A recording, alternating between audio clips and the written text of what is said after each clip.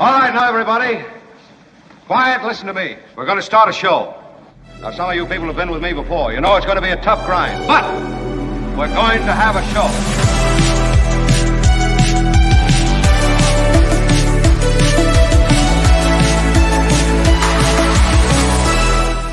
And hello, all. Thank you for being here. My credibility glasses in hand, and instantly I have credibility, everyone. Thank you.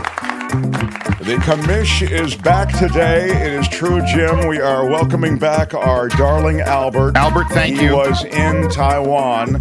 And just this morning, Albert, quite coincidentally, and it was an eerie coincidence at that, the Los Angeles Times, it's a big paper in Los Angeles, Albert. Los Angeles is a big city in Southern California. They had a huge deal on Taiwan. And I read it with great interest because it was all about how in Taiwan, where you have just visited, they have a culture around 7-Eleven. There are more convenience stores in Taiwan than any other, per capita, than any other place on earth. Did you go to the 7-Eleven while you were there, sir? Oh my God, like all the time. So when you first land in Taiwan, the Taiwan tourism tries to give you free money, and I actually won the free money. So I won like basically $150 worth of free money on a card that I used at every 7-Eleven, which I went to like 2-3 times a day. Hold on one second, Albert, please, if you would. So I can... Yeah, now go ahead, continue. So you won this free money. I won the free money, and in that free money, you could use it on transportation and some stores, which included all convenience stores. So I used that on 7-Eleven for pretty much outside of my hotel, which I think you did show the bathroom video. Hope you guys enjoyed it. Yeah, we showed the bathroom video. Yeah. Very, very cool. Outside of my hotel was probably 4 or 5 on the same block, essentially. Are they nicer 7-Elevens? 7-Elevens or something? Is something different about them? Well, yeah, they have really good pre-made foods. They have like Taiwanese tea eggs. They have sausages there. They have everything you could imagine that isn't as, I don't want to say trashy because I love 7-Eleven here too. I'm a big 7-Eleven guy, so. Don't talk to me that way. Yeah, it's 2 better qualities, cheaper and better. So. Oh, wow. I'm glad you said. 2 nice qualities, cheaper and better. Okay. Thank you, Tony, for being here. Tony, everyone, who you can't see, but he was up here helping out. It is my impression, and then we will move on, that the 7-Elevens in Taiwan are a little bit of an upgrade from the 7-Elevens in the States. Is that a fair statement? Very fair. And I mean, beyond just the food being better, whatever it is, I'm saying the physical space is more, it's a place where people congregate. You know, it's kind of, it's just a different, it's more than a convenience store, sort of. Yeah, at all hours of the day, you see people come in and out, and they do get to their food, and you could see that the people don't just go there because it's their last resort. They're choosing to go to 7-Eleven. Right. Thing.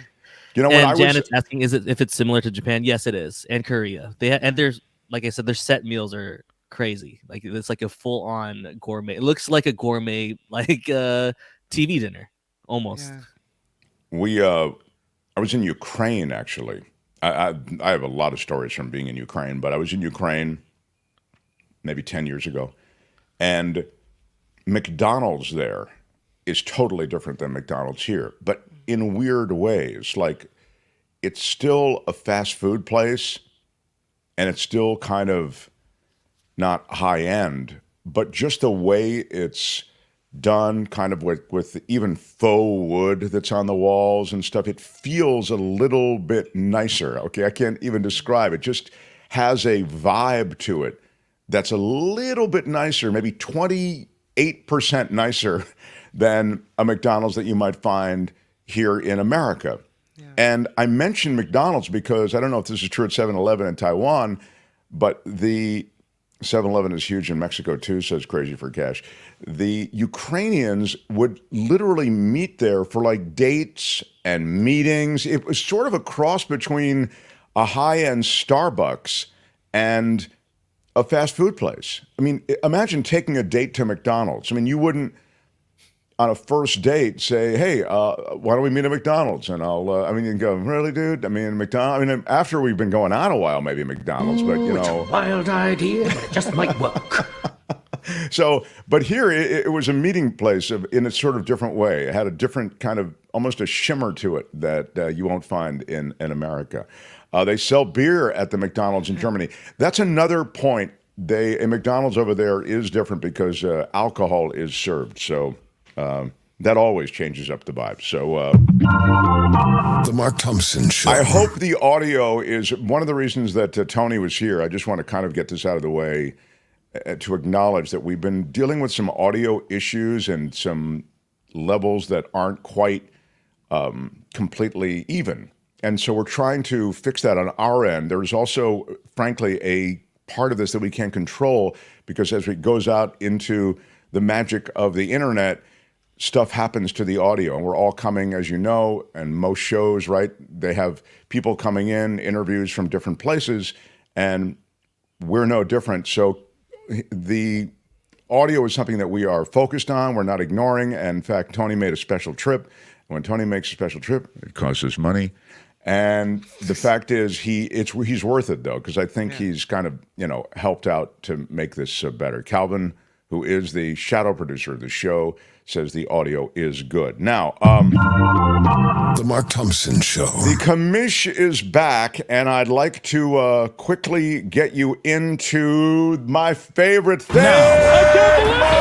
Mark's Madness. Damn straight. Today, two drops go up against each other, and they're two fan favorites. Either There's never been anything like this. never been anything like this, or Two nice qualities, cheaper and better. oh, it's Trump on Trump. This is tough. Who will win, Trump There's never been anything like this. or Two nice qualities, cheaper and better. cheaper and better, or never been anything like this? You can vote right now in the chat. And if you are watching or listening after the show is done, which is the way most people take in the show, you can vote in the community section of our YouTube channel. If you go to our YouTube channel, The Mark Thompson Show, it says videos, shorts, live, and community. You can vote there. Now, commish, you are back and you can set the scene for us. In fact, I'd like you to set the scene for us. What is happening with the latest... What can you tell us about the scene? Yeah, what can you tell us, Albert? What is happening with Mark's Madness? Indeed, it's been a few days. Who won yesterday, first of all, Albert? Yesterday, let me double check on that. Yeah, I think I might have gave you some fake news on Monday, so I'd like to. Yeah, you had you told us that was it was a weird thing. You said there's only one perfect bracket, and thank you, Daniel Martin, who said no, Mark, there are a lot of perfect brackets still. Yeah, so I think. But my now bad, what's I'm sorry.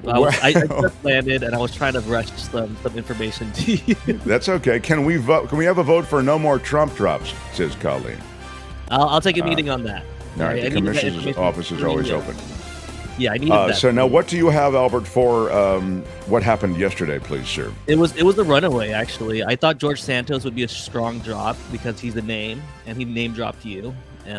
Kind of, but I don't think I include that part. But it was a runaway, and what the heck? Our Ron Owens drop. Hey, Mark, it's George Santos here. Oh yeah, George Santos. But he did. You're telling me that he did not prevail in his showdown with Ron.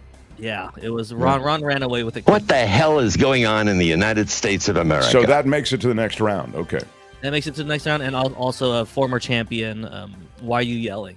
Actually won easily again yesterday. Why Are You Yelling? Went against Simon Hideous, which I was really pulling for, but it was going to be. Yeah, I told everybody that you and I love that Simon Hideous drop, but it went up against the Wrecking Ball.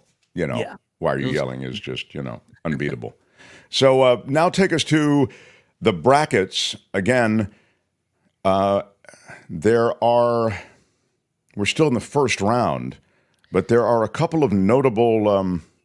Jennifer is. I think let me just double confirm. I think it's our final perfect bracket, and we have one at 9. Pauline at 9-1, and again, everyone on the if you sign up to participate, you just hit standings. It's in the red tab on the top.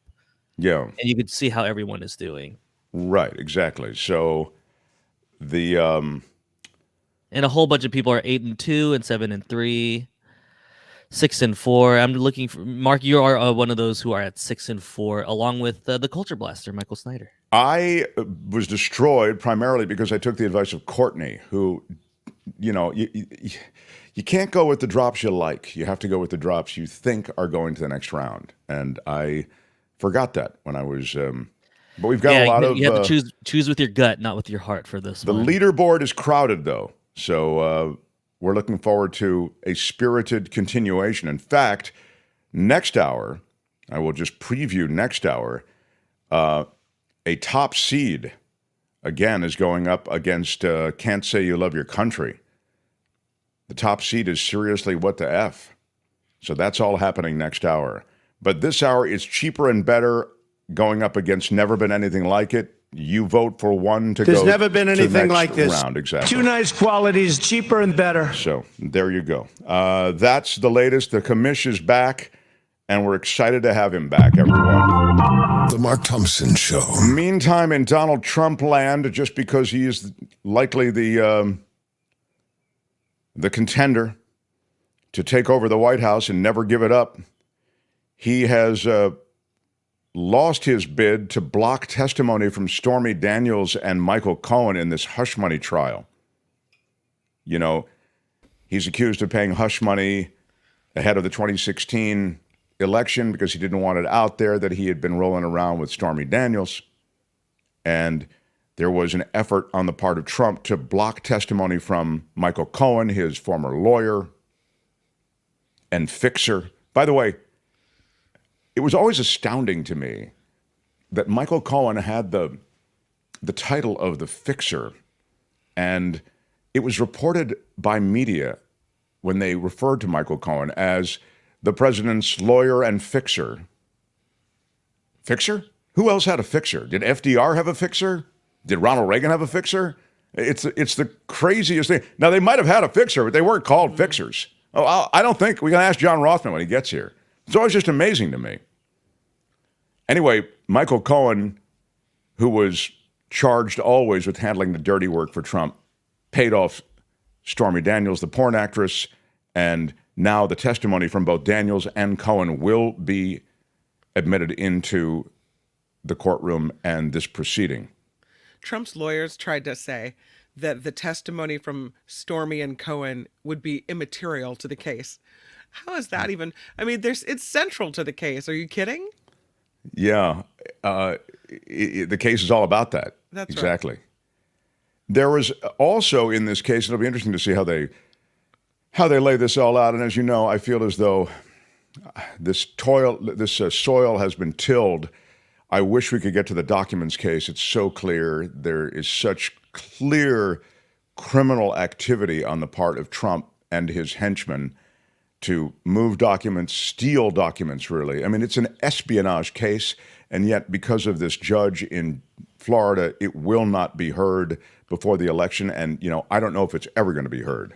But anyway, in this case, there is a Hollywood, Access Hollywood tape that they want to introduce, and it was the one that was released a month before the election, and it was thought to be the thing that was going to KO Trump. And of course, nothing KOs him. He's just you can't stop him. The grab him by the P tape, right? Exactly. Yeah. And it was there were Trump attempts to get rid of that as evidence in this case. Now the compromised position is that there can be references to the tape or the recording, but it can't be played for the jury. So that's the deal. And there are other aspects to this, but I suppose the breaking news of the moment, we can talk to David Katz about it tomorrow. It's almost tiresome at this point, the way that clearly it's just delay is the strategy. And it appears to be fairly effective for Donald Trump. He's delaying in all of these different situations. And of course, he's even playing off a lot of what was said shockingly over the weekend. What he continues to do is make shocking remarks. And there are really two, and I'll talk to Rothmann about this, but I think there are two schools of thought on the shock that is Donald Trump, the inappropriateness with which he makes these ridiculous statements. Each about comment more outrageous than the last. Yeah. Just about the time you think you've heard everything, he comes up with another wing-dinger. Yeah, it's true. He insults ethnicities. He pursues ethnic tropes and racial tropes, and it's a a kind of continuous blather that you would think would be embarrassing. But what happens is that many on the GOP side rush to normalize, walk back comments so that he doesn't have to. Then once in a while he walks back, like he walked back the bloodbath comment, or he at least contextualized it so it wasn't as big a deal. But I want to talk to John Rothmann about this, bottom of the hour, just sort of the management of media with Donald Trump, because the two ways you handle him is either you ignore some of this, you don't like almost like a dog with a bone, talk about this bloodbath thing over and over and over again. It was everywhere. The media outrage, it was on every panel show, etc. That tends to give him oxygen, and he tends to thrive, actually, in this weird way from even the disdain of the mainstream media. The other thing you can do is ignore it. But if you ignore it, you are tacitly normalizing it. So I think tacitly would be a ding word, by the way. But I just think that John might have some thoughts on that, so we'll talk to him at the bottom of the hour. I can't believe it. I just saw this in the chat. We are a crowd-funded show, everyone, so we embrace and celebrate everyone in the crowd who does the funding. And Jane K, for a 50, says... First of all, big shout out for the 50. Big shout out. No more Trump drops because he's hideous. Wow. She's right. Well, the image is hideous. he is. Yeah. He's not sunshine and warmth. I will give you that. And he is a pretty hideous dude. So I thank you so much for that. Put her up for another second, because I think that's really great that she contributed $50 to the show. Jane K. Jane, thank you. And you are recognized in the chat for all of your awesomeness. I'm not going to cry. I'm not going to cry. I'm not going to cry. But I could. I'll just say thank you so much. Thank you so much. It really does appreciate that. All right. So where was I?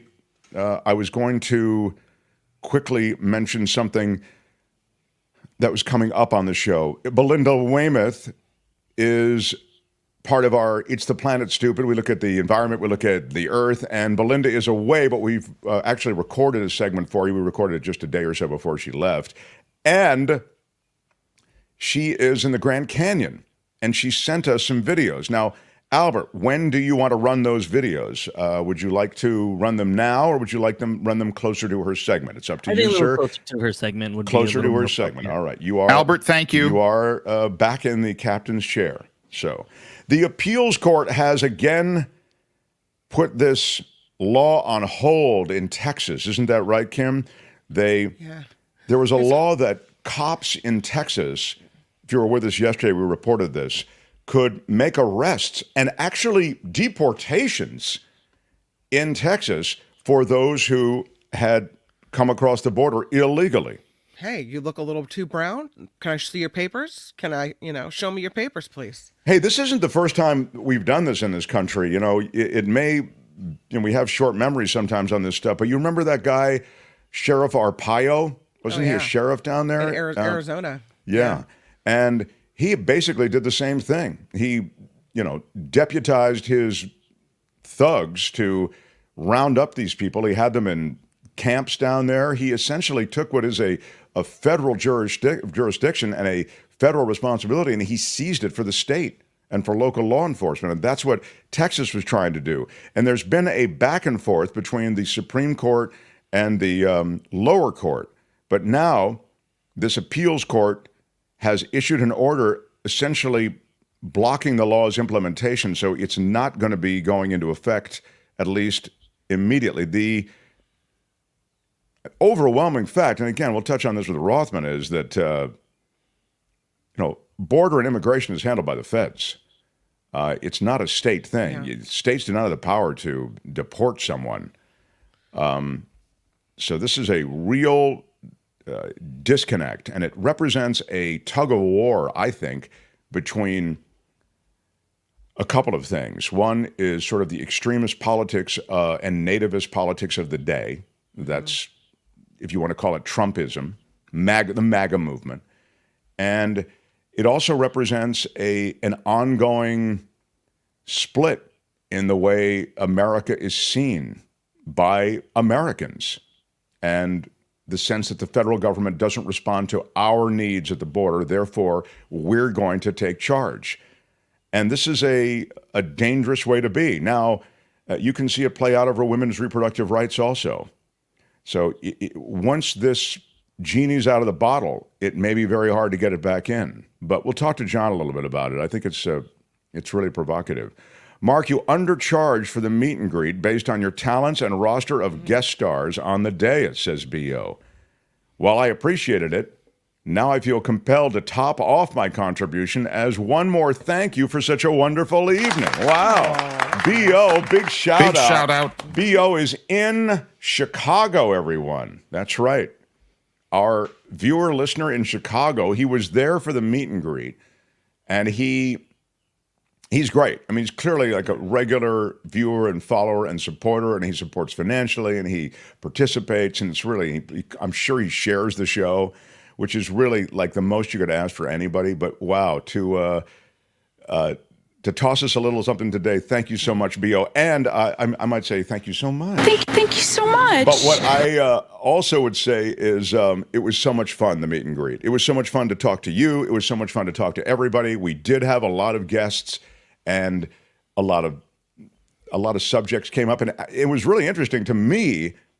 And Rothmann was there too, is about to join us in a couple of minutes. It's interesting to me how much the conversation gravitated toward politics. People really wanted to talk about politics. Like, it wasn't just a simple hangout. But the one thing that we did that I'd love to mention, we'll do again in the next meet and greet, is there were a lot of questions about, like, how did this start? How did that start? Why do you guys do this? And we really gave you the real story behind everything, because there was time to do it. And it was really, as I think back on it, one of the more fun aspects to the meet and greet. We'll do another one soon, but thank you, B.O. You're awesome, and you made a great contribution to the meet and greet. And now today, Wes with a super sticker for 5. Thank you so much. A big shout out. Big shout out. And I see old Elmo. Hey, Mark, ask John Rothmann about Lev Parnas's testimony. All right, old Elmo. Big shout out. Yeah, I will. And John, thank you for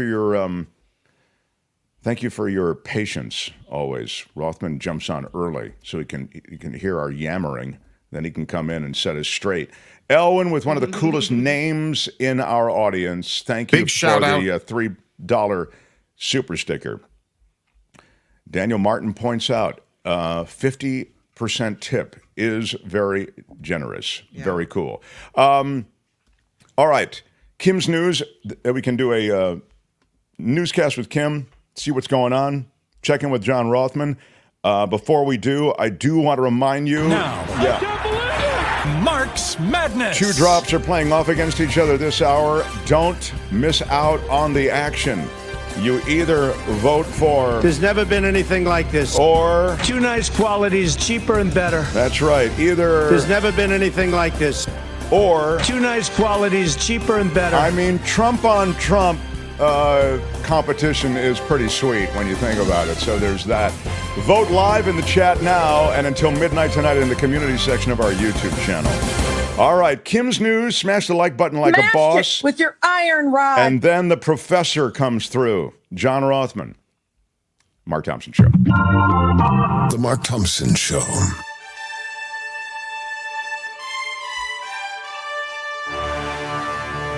On the Mark Thompson Show, I'm Kim McAllister. This report sponsored by CoachellaValleyCoffee.com. Mention Lev Parnas, and that is at the top of the newscast. We'll tell the story so that John Rothmann and Mark Thompson can talk all about it. This ex-Trump ally has dealt a pretty big blow to the Biden impeachment inquiry today. He is also an ex-associate of Rudy Giuliani, and today he gave a little pushback on what he says are false claims made by former President Trump about the Biden family. So Parnas worked with Giuliani when that former attorney for Trump attempted to find information about the Bidens. And today he makes these comments during a House Oversight Committee hearing in this GOP-led effort to try to find some information or some proof that would necessitate an impeachment of President Joe Biden, of which it doesn't seem they found very much. But here's what he said. The American people have been lied to by Donald Trump, Rudy Giuliani, and various cohorts of individuals in government and media positions. He said they created falsehoods to serve their own interests, knowing it would undermine the strength of our nation. And he said the only information ever pushed on the Bidens and Ukraine has come from one source and one source only, and that is Russia and Russian agents. Wow. Don't talk to me that way. That is really intense. Rothman Yes, will have it some is. thoughts. Yeah. Yeah. Meanwhile, as you mentioned, Mark, are we doing it? Are we not doing it? On again, off again. The Texas immigration law, off again. The law, Senate Bill 4, would allow local police to arrest anyone they suspect of crossing the border illegally. A federal appeals court is hearing arguments after a U.S. Circuit Court of Appeals panel voted late Tuesday night against an earlier ruling from another panel that put the law into effect. So it's hard to keep track of whether it's going in or whether it's going out. But at this point, it's out for now, for this moment. The Federal Reserve is leaving interest rates unchanged, but the central bank did indicate 3 cuts are coming sometime this year. Those cuts would be the first since the early days of the pandemic in 2020. So that is the latest on the interest rate.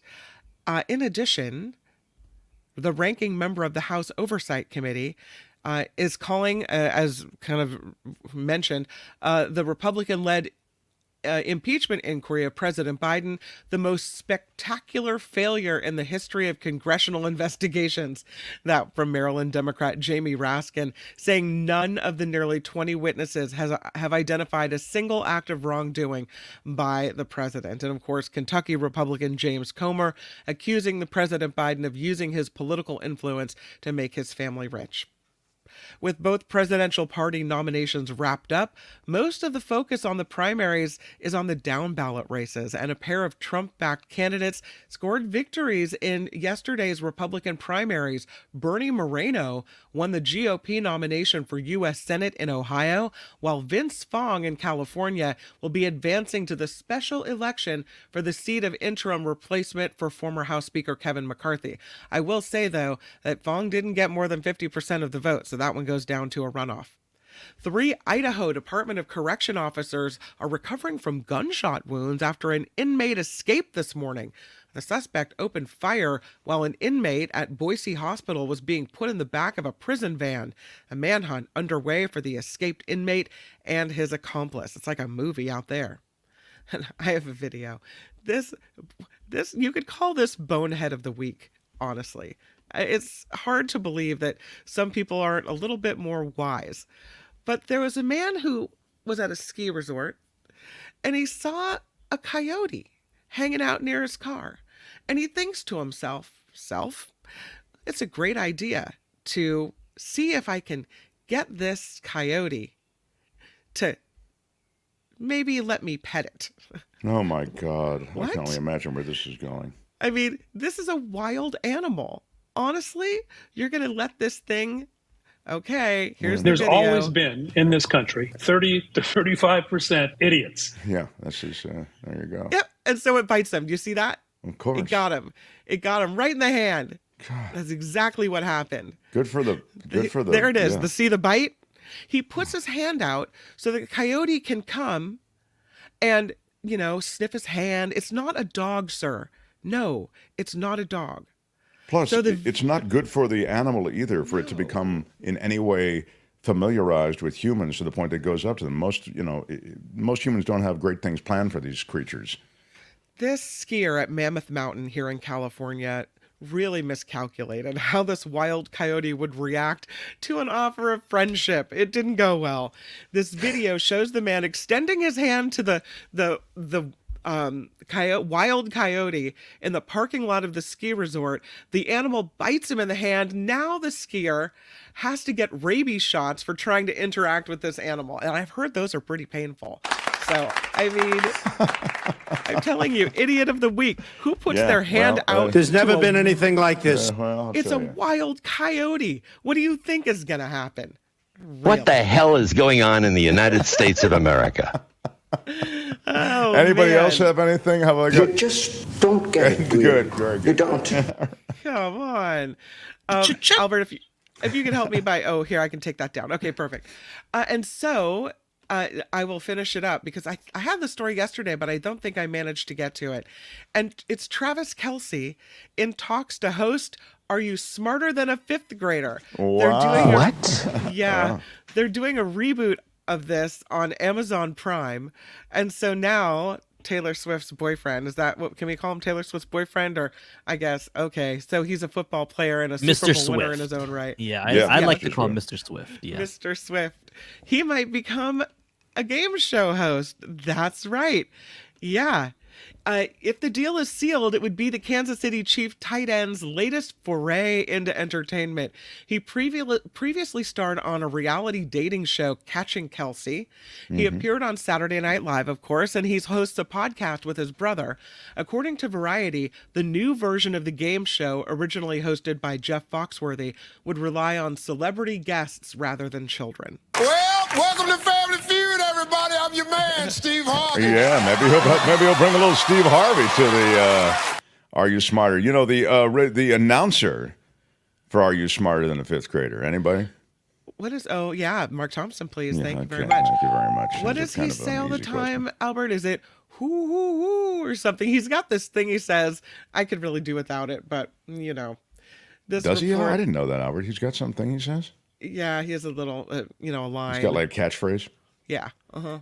Hoo, hoo, Oh, hoo. Travis Kelce does? Yeah. Or, Yeah, I'm not sure. If You just the let me commish down. doesn't know it, I don't know if you may be confused on this, Kim. No, or you I'm might be not right. Maybe we're confused. confused. You're It's possible. confused. Yeah, it's you. Oh, I You're see. the confused Okay. one. I only know him Sorry. from letting down my fantasy football team.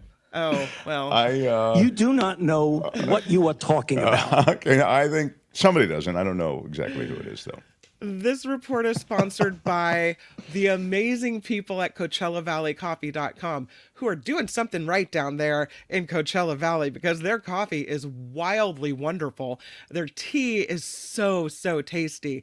CoachellaValleyCoffee.com is where you go online, put your order in the little cart, and when you get to the checkout section, enter Mark T, because that's First of all, my cart isn't little. I don't like that you always refer to it as a little cart. Listen, I mean, everybody's cart is the same size, and they're all very good, healthy sizes. Just saying, Mark, thou think thou doth complaint too much. Or protest too much, I think is the saying. So yes, if you I didn't mean to break your rhythm. Go ahead. Yes, you got your cart, and on the way out, you hit massive cart like Mark Thompson. You're really going to need that 10% off. It's going to be, a big chunk of change. So you throw down Mark T at checkout. my God. Okay, yeah. And you get your 10% off just for being an exclusive Mark Thompson Show listener. Sure. And you get your discount, and then your massive box filled with copious amounts of coffee and tea will arrive to your house, and you will be able to celebrate with joy and glee. Wow. Well, I love a narrative, and that certainly is one. That El Gato Espresso I love. I'm actually drinking the Ocotillo today. I'm out of the El Gato Espresso. I have to order more. I have the hibiscus tea today. So. Very good. I'm Kim McAllister. This is The Mark Thompson Show. Ladies and gentlemen, I'm Shadow Stevens. This is the Mark Thompson Show. Keep it to yourself.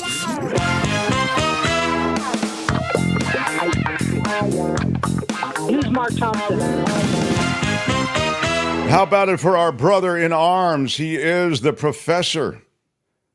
He is a student and lecturer on presidential and U.S. history. He's brilliant.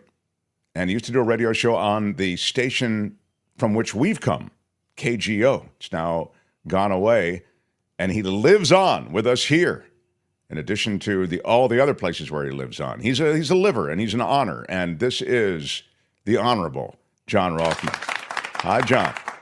I want you to give Kim, for the word copious, a real ding. That's true. The copious is a strong ding word. John, first, welcome. And I'm wondering if there's anything that we touched on, this case in New York involving now the Stormy Daniels testimony, but also the Lev Parnas testimony strikes me as fairly significant as well, for just the nakedness with which he attacks the narrative that has been churned out by Giuliani and Trump. Well, there's no there to the impeachment of Joe Biden. The Republicans, it is egg on their face. It is a severe embarrassment. They just can't back down from this, but it's just a continuation of nonsense. If there were a smoking gun, then they should have revealed it. They never have, and I have a feeling they aren't going to, and that'll be the end of that. I don't know to what extent the Parnas testimony will get some media oxygen. I would think it would get some. It's obviously not going to move the MAGA. Only Fox is broadcasting it this morning. I had to interrupt because I wanted to listen to you, but I wonder whether they cited Lev Parnas's comments, which essentially repudiate the entire investigation. I don't consider Fox a reliable source. As I've said in the past, Fox and news is an oxymoron. So but it is what it is. More interesting to me, and I don't know if you remember this great expression, AU H2O 464. AU, of course, gold, H2O, water, 464, 1964. So how do I remember how much money Donald Trump owes? Well, 464. There is a symmetry here between the honesty of Barry Goldwater and the dishonesty of Donald Trump. 464 million. Look, I would be happy if you could raise 1% of that for your program. Yeah, thank you. I mean, we talk about this. We talked about it with David K. Johnston yesterday. I mean, he is a wildly compromised candidate. Anyone who has this kind of debt, who is going to be beholden to any entity or country or oligarch or any source of this money will compromise him. Yeah. No, he's just unfit. Listen to his comments that he made about Jews and that he did this week. Shameful in every sense to say that a Jew who votes for a Democrat hates his religion. What nonsense. To say that it would mean the destruction of Israel. How ridiculous. And you know what's the most shocking thing of all? Not that Donald Trump said it, but the Republicans' silence, overall silence in condemning Donald Trump. He has no business being the Republican nominee for president, pure and simple. And in a normal situation, and Donald Trump is not normal, as you and I have discussed, in a normal situation, this would be a disqualification, and it ought to be a disqualification. Well, this country isn't normal either right now, John. As you know, I think a portion of the electorate is immovable. I mean, they just are in the thrall of this man. And there's also a very powerful media outlet that broadcasts to many who are activated voters, that is to say they will vote, and that's Fox News Channel, and that's just a propaganda machine. So you end up in this weird place where America feels as though it's ripe for the takedown. We just have to answer it clearly and precisely. And all I can tell you is I believe Donald Trump will lose. I believe that Donald Trump digs his own hole every day.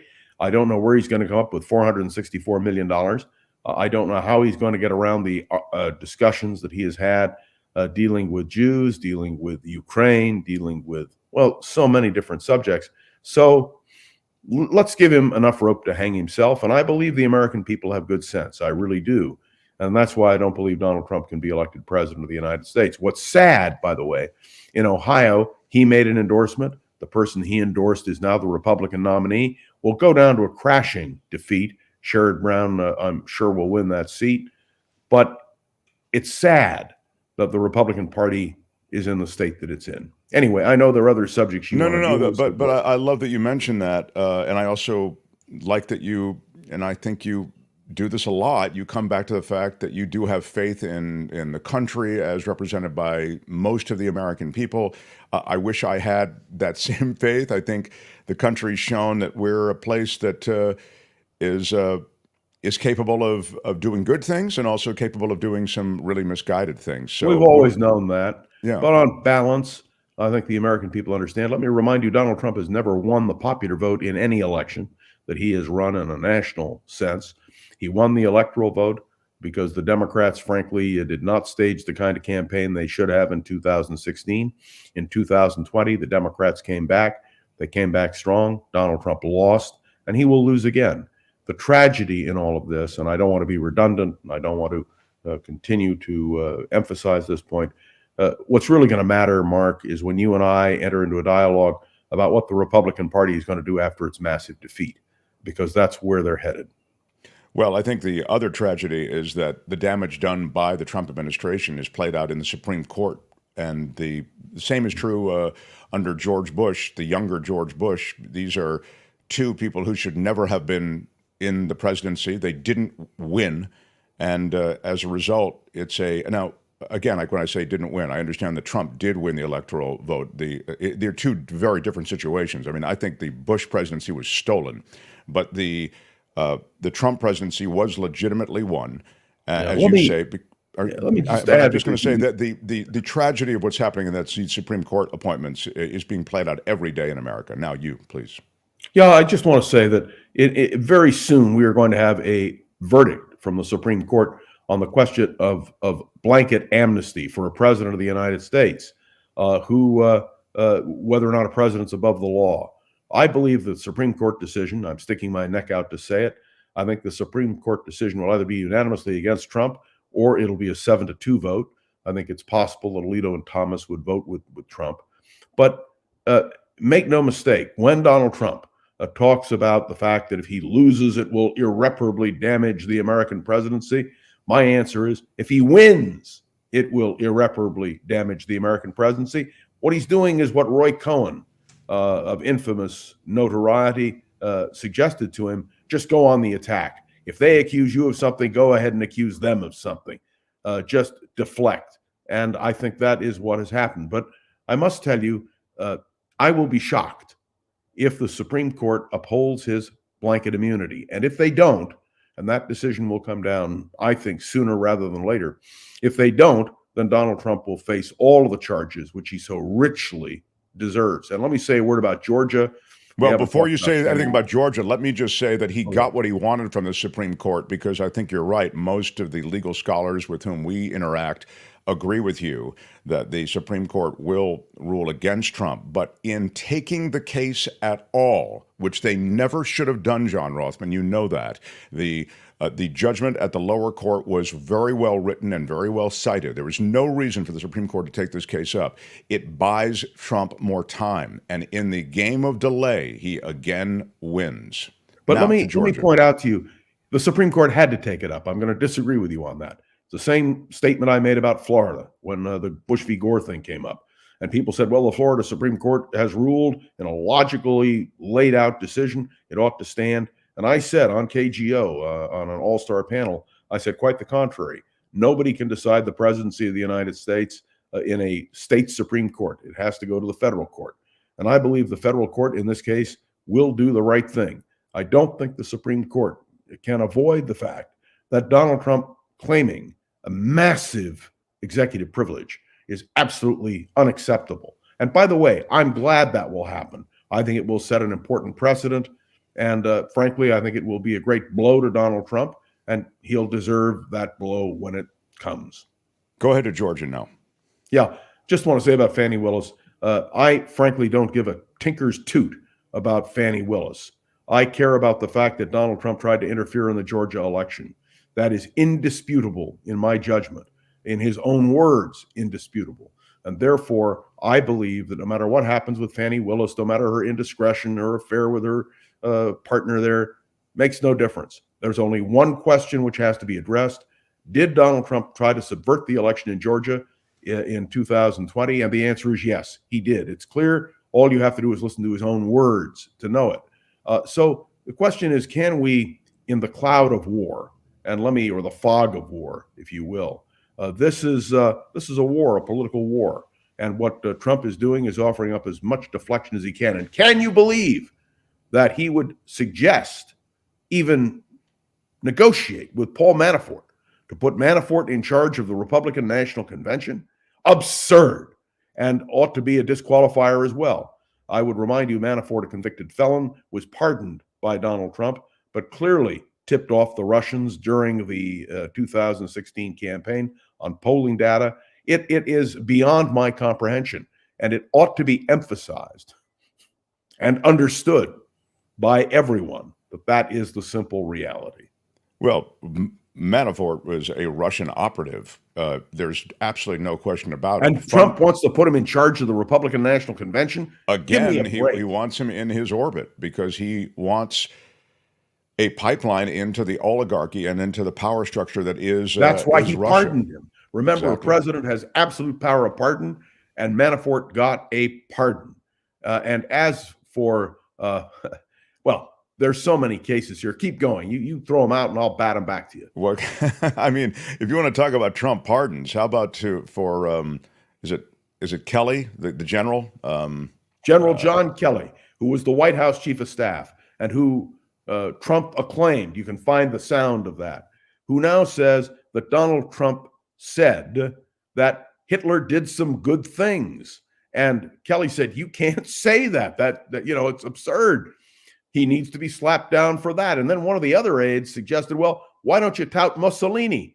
I suggest people watch the movie The Garden of Fenzi Contini to understand Mussolini's role in that, or simply let's take Franklin Roosevelt's great speech at the University of Virginia, that hand that held the dagger thrusted into the back of its neighbor, and referring to what Italy did in relation to France. So all I can tell you is all of these analogies, all of these things are profoundly disturbing, and any one of them ought to be a disqualifier for Donald Trump. I mentioned so right. Barry Goldwater at the beginning of this. If Goldwater were alive, he'd be rolling over in his grave. He couldn't believe. Well, if he were alive, he wouldn't be rolling over in his grave. He wouldn't be in a grave if he were alive. God, John, please. Are you kidding now? All right. Now, I got a ding for that. I got a ding for that. Albert, there's no excuse for dinging whatever I did there. Albert, thank you. All right. Now, I was talking about Michael Flynn, by the way, when I was talking about Kelly. I'm sorry, I misspoke because Flynn got the pardon from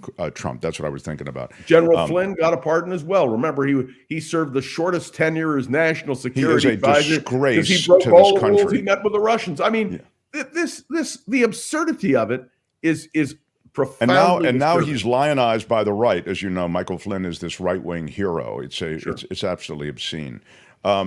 So, John, I want to quickly go to Texas. This has nothing to do with Trump per se, but maybe MAGA-ites or extreme right, and this desire to essentially take the business of deportation and the arresting of illegals who come into this country who are undocumented, coming across the border, taking it into their own hands. I wonder if you could speak to this. Again, Kim had noted, and we noted the first half hour, they've gone back and forth on this as a court case, but I was noting that Arpaio did it in Arizona. It's not the first time that somebody has kind of decided as a local official to seize control of something that's generally thought to be a federal jurisdiction. Listen, it's ridiculous. Texas has no role in this kind of immigration situation. I know that in the end, the court will rule that it's a federal matter, not a state matter. So, what can I tell you? This is all more of the same from the Republicans and Donald Trump. By the way, you heard this morning that Donald Trump is now considering, he hasn't done it yet, endorsing a 15-week ban on abortion. And those ladies in the audience and men, how many people know they're pregnant at 15 weeks? I mean, it is so disturbing. The Republican Party on so many levels, or the party of Trump. Let's not call it the Republican Party anymore. Let's call it the Trump Party. And let's defeat them. They deserve defeat. Well, leaving aside whether, what the term should be, I would say, great, Trump, the more you say the A word on the stump, the better it is for the Democrats, because the reality is that this wildly right-wing, intense grasp on a woman's reproductive freedoms. Just terrible. It is out of step with this country. It's out of step with a lot of the developed world. It's out of step with what is right. That's the point. France just amended its constitution. And why do you think they did it, really? It's a reaction to what's happening here. But I want to go back to something that is very personal to me. I talked about Donald Trump's comments about Jews. I am a Jew. I am active in the Jewish community. I'm active in the American political process. I've been a radio talk show host now for 3 decades. Believe me, my reputation is clear and precise. And when I hear Donald Trump make the kind of absurd statements that he has made, and the silence from the Republican Party in condemning Donald Trump, I'm appalled. And this is not a partisan matter. I would say this if it were a Democrat or a Republican. I would remind you that when Jesse Jackson made his comments about Jaime and Jaimetown, I was up front in blasting Jesse Jackson. Actually got a formal resolution through a Democratic club here condemning him for it and saying we'd never vote for him for president.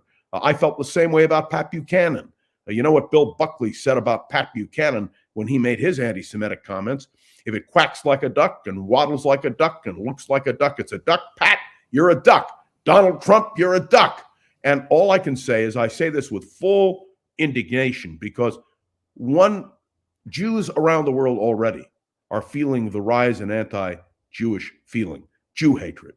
And when you see Donald Trump making a statement like that and the silence from the so-called Republican Party, it's shameful. And there ought to be a stand. Do you remember, I don't know if many people remember this, when David Duke was active in the Republican Party, was nominated by the Republicans to be governor of Louisiana. And do you remember that George H.W. Bush did something unprecedented? He denounced David Duke, renounced that ticket. That's the kind of courage the Republican Party needs to have today.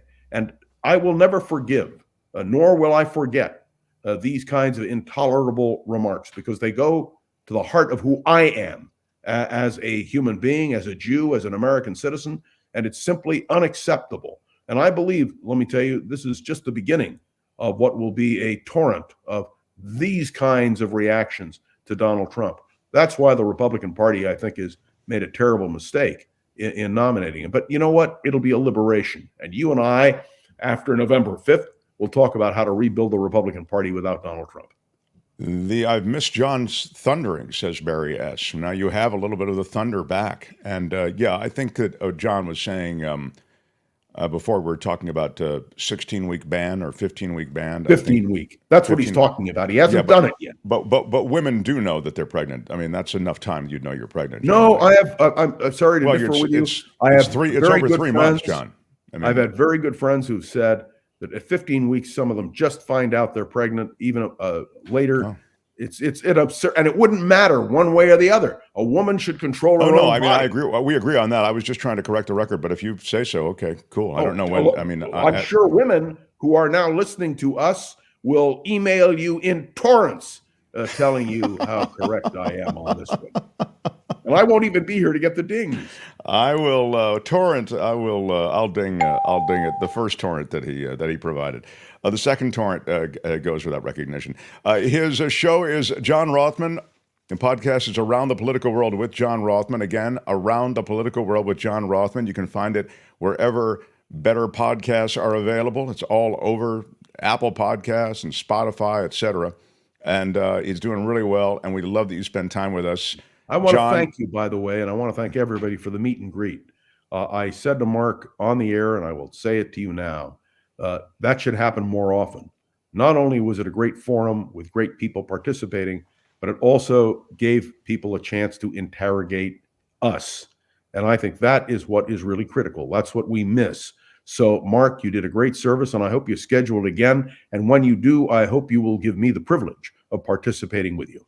You're a big part of things, and a lot of people wanted to speak with you, and we'll look forward to the next one. Yeah, we'll not wait so long. Mark Thompson. Yes, thank you. John Rothmann, everybody. Come on. Let's hear it for the man. Love it, John. Thanks for being here. Yeah. And we'll see you on your podcast. The Mark Thompson Show. Yeah. John is the best. He's got that righteous indignation that comes from the heart. That's right. He's cranked up. He's angry. I like people who are cranked up and angry, as you know. I think that's a good way to be. Why are you yelling? So, listen to me. I don't want to hear you. Yeah, so Judge Judy, she's another one who's cranked up. I love her. No Judge Judy drops in Mark's Madness, Kamish. No, it's sad, but Judge Judy it struggles to make it out of the first round. So that spot Albert, thank you. The commish is back from Taiwan, everybody. It's very exciting. The commissioner of Mark's Madness is Albert, and I can tell you that there is nothing. Mark's Madness. We look forward to more. Let me just quickly get an update on last hour before we do anything this hour. Albert, how did there it is. Never been anything like this. Way ahead of cheaper and better. 85%. There's never been anything like this. 85% for there's never been anything like this. Cheaper and better. Two nice qualities, cheaper and better. Only 14%. You can vote until midnight tonight in the community section of our YouTube channel. And good luck. Now, we will have two more this hour. This, again, the first round of Mark's Madness. Do I do it now, Kamish? I guess I think that the hours changed, so we can. All right, well, let's do it then. Now, I love it. Mark's Madness on the back-to-back. Oh, I'm swept away by excitement. You either vote for. You cannot say you love your country. You cannot say you love your country, or. Seriously, what the? That's right. Oh, this is going to be a tough one. You cannot say you love your country. Or. Seriously, what the? Vote for country. You cannot say you love your country. Or. Seriously, what the? Vote now live in the chat. And good luck, everybody. Yeah. Then if you're listening or watching after the fact, as most people do, go to the YouTube channel. It'll say videos, shorts, live, community. Click on community and you'll see you can vote until midnight tonight. The commission is back in the lifeguard chair, and we have a lot yet to get to in this hour. It's the Planet Stupid I've got tremendous numbers of stories to lead up to it. I've also got a law and disorder I'd like to get to, and I've been sitting on a couple of these stories for a few days, so we'll do those as well. Smash the like button like a boss if you would. Smash it with your iron rod. If you're trying to reach us for any reason, our email address is themarkthompsonshow@gmail.com. I respond to all emails if I possibly can. that require a response anyway. themarkthompsonshow@gmail.com. Kim, anything before we proceed? No, carry on. All right. Kim's news and law and disorder, and it's the Planet Stupid. Much to do. Mark Thompson Show. The Mark Thompson Show.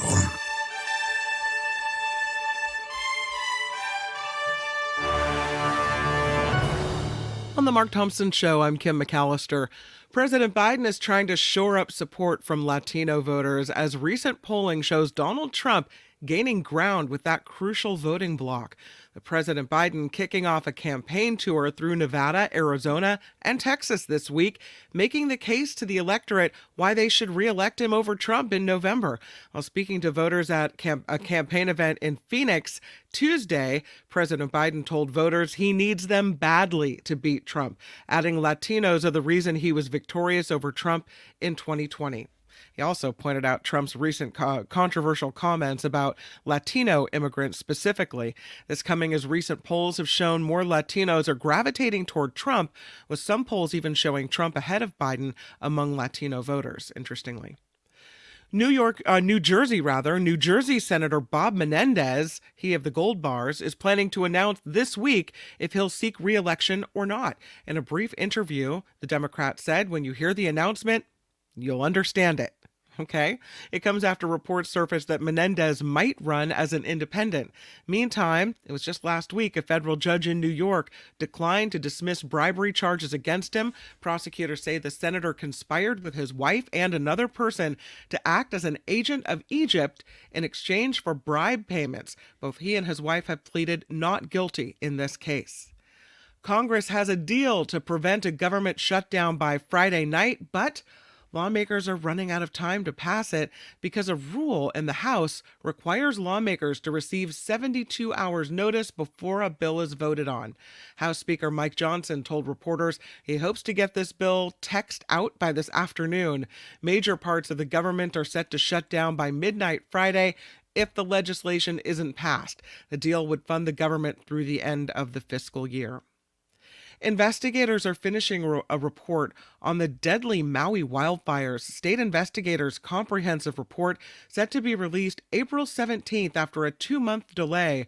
The Hawaii Attorney General, Ann Lopez, commissioned the Fire Safety Research Institute investigation. The AG's office confirms the research team faced unexpected delays when gathering important facts to review. When that put off the release of the Phase 1 report, the office served 3 subpoenas on the Maui government agencies involved in the fire in November, asking for those records. So it looks like the report is out, but we don't know exactly what it says yet. Hopefully we'll be able to get some more information. Well, just in time for today's International Day of Happiness, Florida Atlantic University is using its happiness thermometer poll to look toward the November election. They say of more than 1,000 registered voters polled nationwide, the Joe Biden voters report higher overall levels of happiness than the Donald Trump voters. The poll also found that about 56% of 18 to 34-year-olds say they're dissatisfied with their lives, while 89% of those over 65 report being happy. The majority of those younger respondents indicated they would vote for Trump in the November election. Wow. So, if you're happy and you know it, apparently you're a Biden supporter. It's fantastic. Yeah, fantastic. Life's good. Yeah, especially if you really want to show it. Yeah, no. It's all about being happy, right? Find a way to make yourself happy. I don't know. Yeah. Lastly, more viewers are turning on streaming services for entertainment, the news, and sports. Like us, look at that. According to a Nielsen report called The Gauge, February streamer viewership was at its highest in 6 months. It found that more than a third of all TV viewership is on streaming platforms. That's compared to just 27% on cable and 23% on broadcast.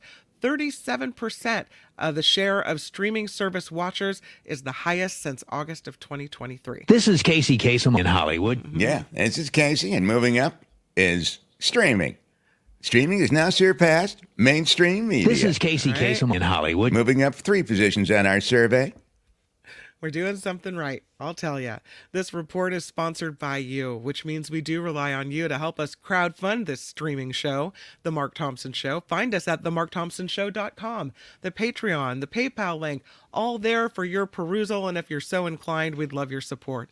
I'm Kim McAllister. This is The Mark Thompson Show.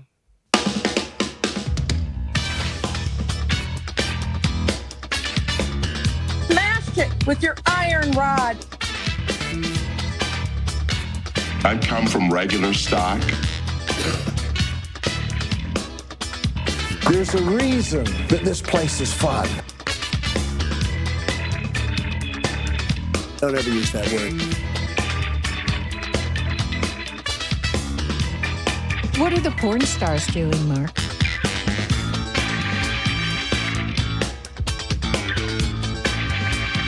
They pay me a lot of money for having attitude. What you say is the political dogma that they're trying to shove down our throats. Straight up right in, no problem. What the hell is going on in the United States of America? Cuatro años más. I don't wear a mask for the same reason I don't wear underwear. Things gotta breathe. Say what?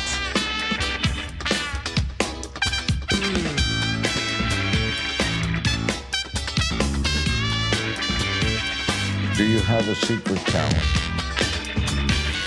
You get nothing.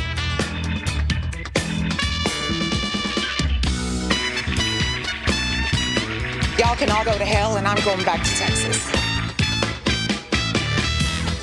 Out of time. Bye-bye.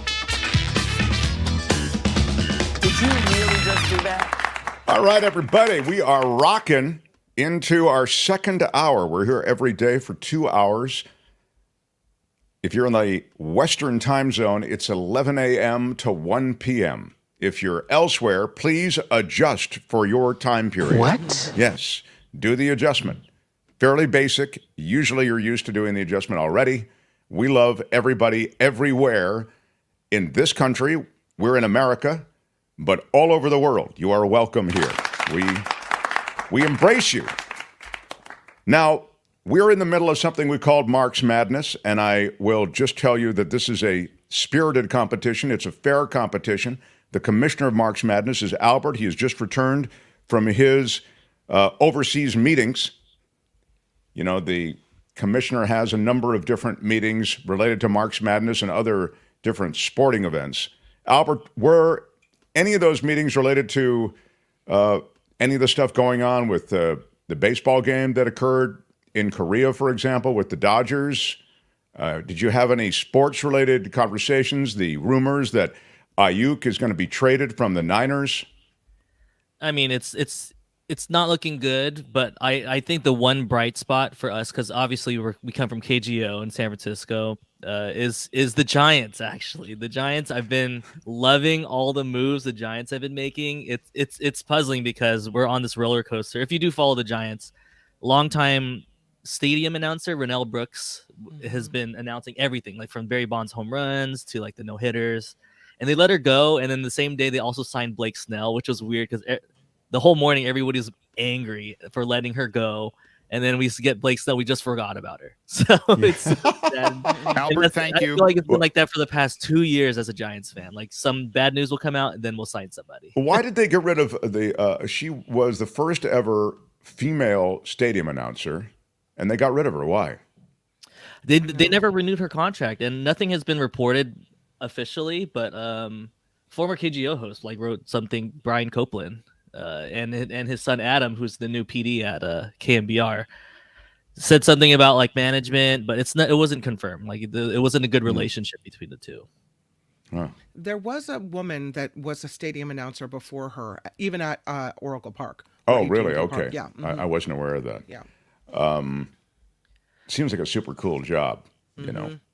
Well, yeah, go Giants. I'm really happy for my Giants. So hopefully they could compete with the two teams that are playing in Korea, which is a huge deal, by the way. I think, and I'm glad they didn't normalize it to U.S. hours. A lot of people are complaining that this game is on, we can't see it, but it's not to grow the game here, which they should probably do, grow the game here in the United States, but it's to grow the game out there. And if they were to play at normal U.S. times, you're trying to tell the Korean people to wake up at 3 a.m. for a baseball game. So no, it would be a typical kind of a stereotypical American move to go, okay, well, we normalize this so the Americans can watch it. So you have to watch the game in the middle of the night. And of course, Taiwan, big on baseball too. The country I was just in, huge baseball. Yeah, Asia has already discovered baseball, which is a little why I think this thing is sort of weird. Major League Baseball, I'll just spend 1 minute on this, is doing this, as Albert says, to kind of grow their brand in Asia. And they want to do what the NFL has done, which is sort of take the brand and try to take it beyond the shores of America. The problem is, in this country, the brand is suffering. Major League Baseball is suffering from a lack of viewership, diminished fan base. So put another way, Major League Baseball is kind of hurting a little bit in this country. It seems odd that you would somehow be looking to set up, a new export like Major League Baseball in other places, given the fact that you haven't really shored up your home. It would be like if Albert and I opened a coffee shop in San Francisco and we were losing money every month, and I came in one day and said, Albert, I got an idea. We got to open one of these in Marin also and move one in Silicon Valley. We're going to open one in Marin, one in Silicon Valley, and have the one in the city. And Albert might say, Mark, why don't we worry about making this coffee shop successful before we... So the coffee shop that is Major League Baseball is not doing well, and yet they are taking that coffee shop to Asia, where there are already teams. As Albert says, hey, this just in, Americans, we already have baseball. You've actually taken a couple of our stars, and they're playing in your league. So I don't quite get it, but I like anything exotic. So for me, that's the reason it works. It's very unfortunate. Us biologically as Filipino, I'm Filipino, so it's the only country that hasn't really adopted. But back in the 90s, we had a very illegal little league team that had full-on grown adults, and then we got banned from the little league, like the world. Like, it's a wild idea, but it just might work. We won the Little League World Series. I forget sometime in the 90s, and then we have been banned from baseball, and then baseball never came back to our country. I forgot about that. We're already a naturally short and fast country. We're perfect for baseball, and unfortunately, we're just. Albert is right. I remember that now. They had like some 30-year-old playing shortstop in the Little League World Series. Would you like to apologize for what you've done? Yes, Albert, please. Would you like to apologize to the Asian community on behalf And of... I wanted to apologize to the Asian community, the Asian American community. We're laughing about it in 2024 so shout out that team. Shout out for the laugh. For making us laugh here. Vivian Alshawa, come on, Vivian. Big shout out. She is a great supporter of the show. Thank you for the $10 super sticker. Love that. Really do appreciate it. And somebody asking, have you had Ron on the show yet? Steve Goodbar's asking. Ron, we've tried. I talk to Ron all the time. He just feels he's not in shape, honestly, to be on the airwaves anymore. So I can't. And I said, you sound great. We can record it. We can edit it. We can do it, but he's not comfortable with it. So, I can't fight City Hall on that. I'm not going to, there's nothing more I can do. So Kylie Ray says, Trump, whose life is a lie and an illusion, and it's all tumbling down fast, as are all around him. Karma is a biatch, and she's serving all of the cult their dues. Wow. Well, very well said. Good day, sir. Right. Excellent. I don't know how you get that all in a card, but if you could, you may want to send it to Mar-Lago. Very well done. Before Law and Disorder, again, I'll just remind you we're in the middle of Mark's Madness, and I can't believe it! Mark's Madness. You're supposed to vote for one of two drops. Either you vote for... You cannot say you love your country. Country. Or you vote for... Seriously? What the That's right. Vote for Can't Say Love Country is what it's... You cannot say you love your country. Or you vote for... Seriously? What the All right. Live voting continues to the end of this hour, but you can continue to vote in the community section of our YouTube channel till midnight tonight. All right. I want to do some Law and Disorder. Then I've got the Mark Thompson Show. Law and Disorder ahead, and then I've got Belinda, and I've got a couple of stories to precede Belinda that are pretty significant as well. But right now, Albert, are you ready? Can I rock some Law and Disorder? I am standing by. This is Law and Disorder.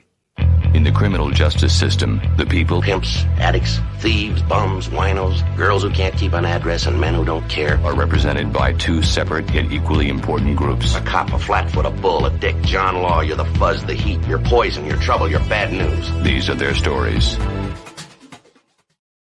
Well, a commission has released a report, and it's a grim job that is done after these things, but here it is, something that will come as no surprise to any of you. Law enforcement should have seized a man's guns and put him in protective custody weeks before he committed Maine's deadliest mass shooting. Yeah. This independent commission has been reviewing the events that led up to Army Reservist Robert Card killing 18 people at a bowling alley and a bar in Lewiston. It was October 25th when it all happened, and the subsequent response was also a part of the commission's review. The report, now an interim report just issued, criticized by name a sergeant who responded to a report 5 weeks before the shooting, and that report indicated that Card was suffering from some sort of mental health crisis after he'd previously assaulted a friend and threatened to shoot up the armory. And they knew it, and they went and they did a stakeout to try to find him, and it was too much trouble. They're like, yeah, whatever. We know, and, we couldn't find him, so we left. The commission found that this sergeant, Schofield is his name, should have realized that he had probable cause to start a so-called yellow flag process which allows a judge to temporarily remove somebody's guns during a psychiatric health crisis. Leroy Walker, whose son Joseph was killed in the shooting, said that the commission's finding that the yellow flag law could have been implemented but wasn't reflected what victims' families have known all this time. I mean, the whole thing, as Kim said, or implied, was sort of laid out to begin with. You know, it was clearly a failure on the part of law enforcement. Maine State Police and the Sheriff's Office not responding. But the panel's work apparently is not finished. This is an interim report. It was intended to provide policymakers and law enforcement with key information. Maybe they want to act on that. But at this time, the full report hasn't been released. It's a brutal, brutal chapter in this ongoing story of the United States of guns. But wow, with all of those clues, the FBI has returned 22 looted artifacts to Japan. They were discovered in a Massachusetts attic. What? They were stolen during the Okinawa battle.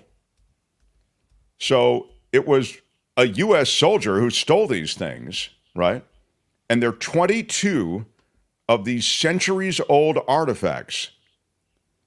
The family discovered these artifacts in their late father's attic in Massachusetts. That's Agents quite with a find. Like, what have you been keeping up here, Dad? Yeah, exactly. What else did they discover? Wait till they find his porn collection, everyone. That's going to really be it. Agents with the FBI's Boston division on Friday announced that the return of the looted items followed a lengthy investigation that began when they received a call from a family who came across those items while sorting through their dead father's belongings. So I give the family credit for calling the FBI, wanting to get these things back. The father was a Second World War veteran, but listen to this, had not served in the Pacific Theater. So they may have been purloined by someone over there, but it wasn't by this guy. He just acquired them somehow, the grandfather, apparently. Wow. The art crime coordinator, Jeffrey Kelly of the FBI's Boston office, said that the man's children came across some of what appeared to be very valuable Asian art. Some scrolls, pottery pieces, an ancient map. They look old and valuable. And they determined in looking at all of these different artifacts that at least 20 years ago, one of these things, the scrolls, had been entered into the FBI's National Stolen Art File.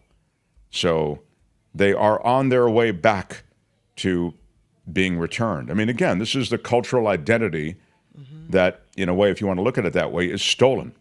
And so that's why that becomes a significant discovery and then return. In Los Angeles, and shout out to all my pals in Los Angeles, there's a problem. And I mention this problem because it may be also an issue where you live if you don't live in Los Angeles. The health inspectors are, you know, the people who run around putting like an A or a B or a C on the different restaurants? Yeah. Yeah. Those people, there are not enough of them. Uh-oh. And they are overwhelmed. So what's happening is that the inspections are falling way behind. But I don't mean like a month behind or 2 months behind, but they're falling years behind now. And they're so overwhelmed by the stack of inspections they have to do that morale is low and staff vacancy rates are high. One of these people, who is an inspector, took their own life. Oh, God. Yeah, 55-year-old health inspector. Now, I mean, a lot of things can go into somebody taking their own life. I'm not saying they did it because there was just a backlog of restaurant inspections, but what I am saying is that didn't help morale. They already feel a bit overwhelmed. There are roughly 18,000 high-risk food facilities in the county that the health department should have inspected 3 times last year, but fewer than 2% were inspected. This is in Los Angeles County? That's right. So you guys are flying blind when you're going to a restaurant. You don't know if there's, rat droppings in the back or not because no one's checked because there's not enough of these people to go around and look. Yes, I think that's exactly right. Kim has stated it precisely. I think I'll be eating at home. Thank you very much. Well, the other thing is that I blame you. Okay. Oh. Okay. Yeah. I think the deal is, even if a restaurant got an A rating, as you see here in the picture, the idea is that it's supposed to be inspected multiple times during a year, but it's not getting those multiple inspections. And the Westin Bonaventure's main kitchen, they pose this as an example, hadn't been inspected for 8 months when they had an outbreak of this bacterium that can spread through infected food. Oh. More than 30 people were infected. 4 guests were hospitalized, and one told by her doctor that her kidneys were shutting down. That's because of bad food, infected food. So how does that happen? Improper refrigeration, or yeah, exactly. I mean, it could be something that's left on the counter too long. It gets to room temperature, and it's pretty crazy. I can tell you what happened at the Westin Bonaventure. They found 8 live German cockroaches, a dead American cockroach. I love that they know the various cockroach species. But anyway, it's a pretty brutal situation with disease and death down in Los Angeles, and restaurant inspectors in crisis. They are understaffed. So if that seems like the kind of work you'd like to do, throw your application in. They are hiring down in L.A., and that is Law and Disorder for today. Tune in again next time for more Law and Disorder on The Mark Thompson Show. All right, that's it. Let's roll. Hey, let's be careful out there. I also had a note. I don't know if it is worthy of an entire segment, Albert, but you saw what United Airlines, the CEO, basically responding to all those incidents, that they've had on United. And I think, Kim, they're basically trying to, they know it hasn't been a great few months for United Airlines. No, every time you turn around, they got a wheel falling off a plane, levers sticking, a panel blowing away. I'm such an impatient traveler. My view is, great, wheel off, I don't care. Are we leaving on time? Let's go. I know this plane's got more than 2 wheels. Let's get it up.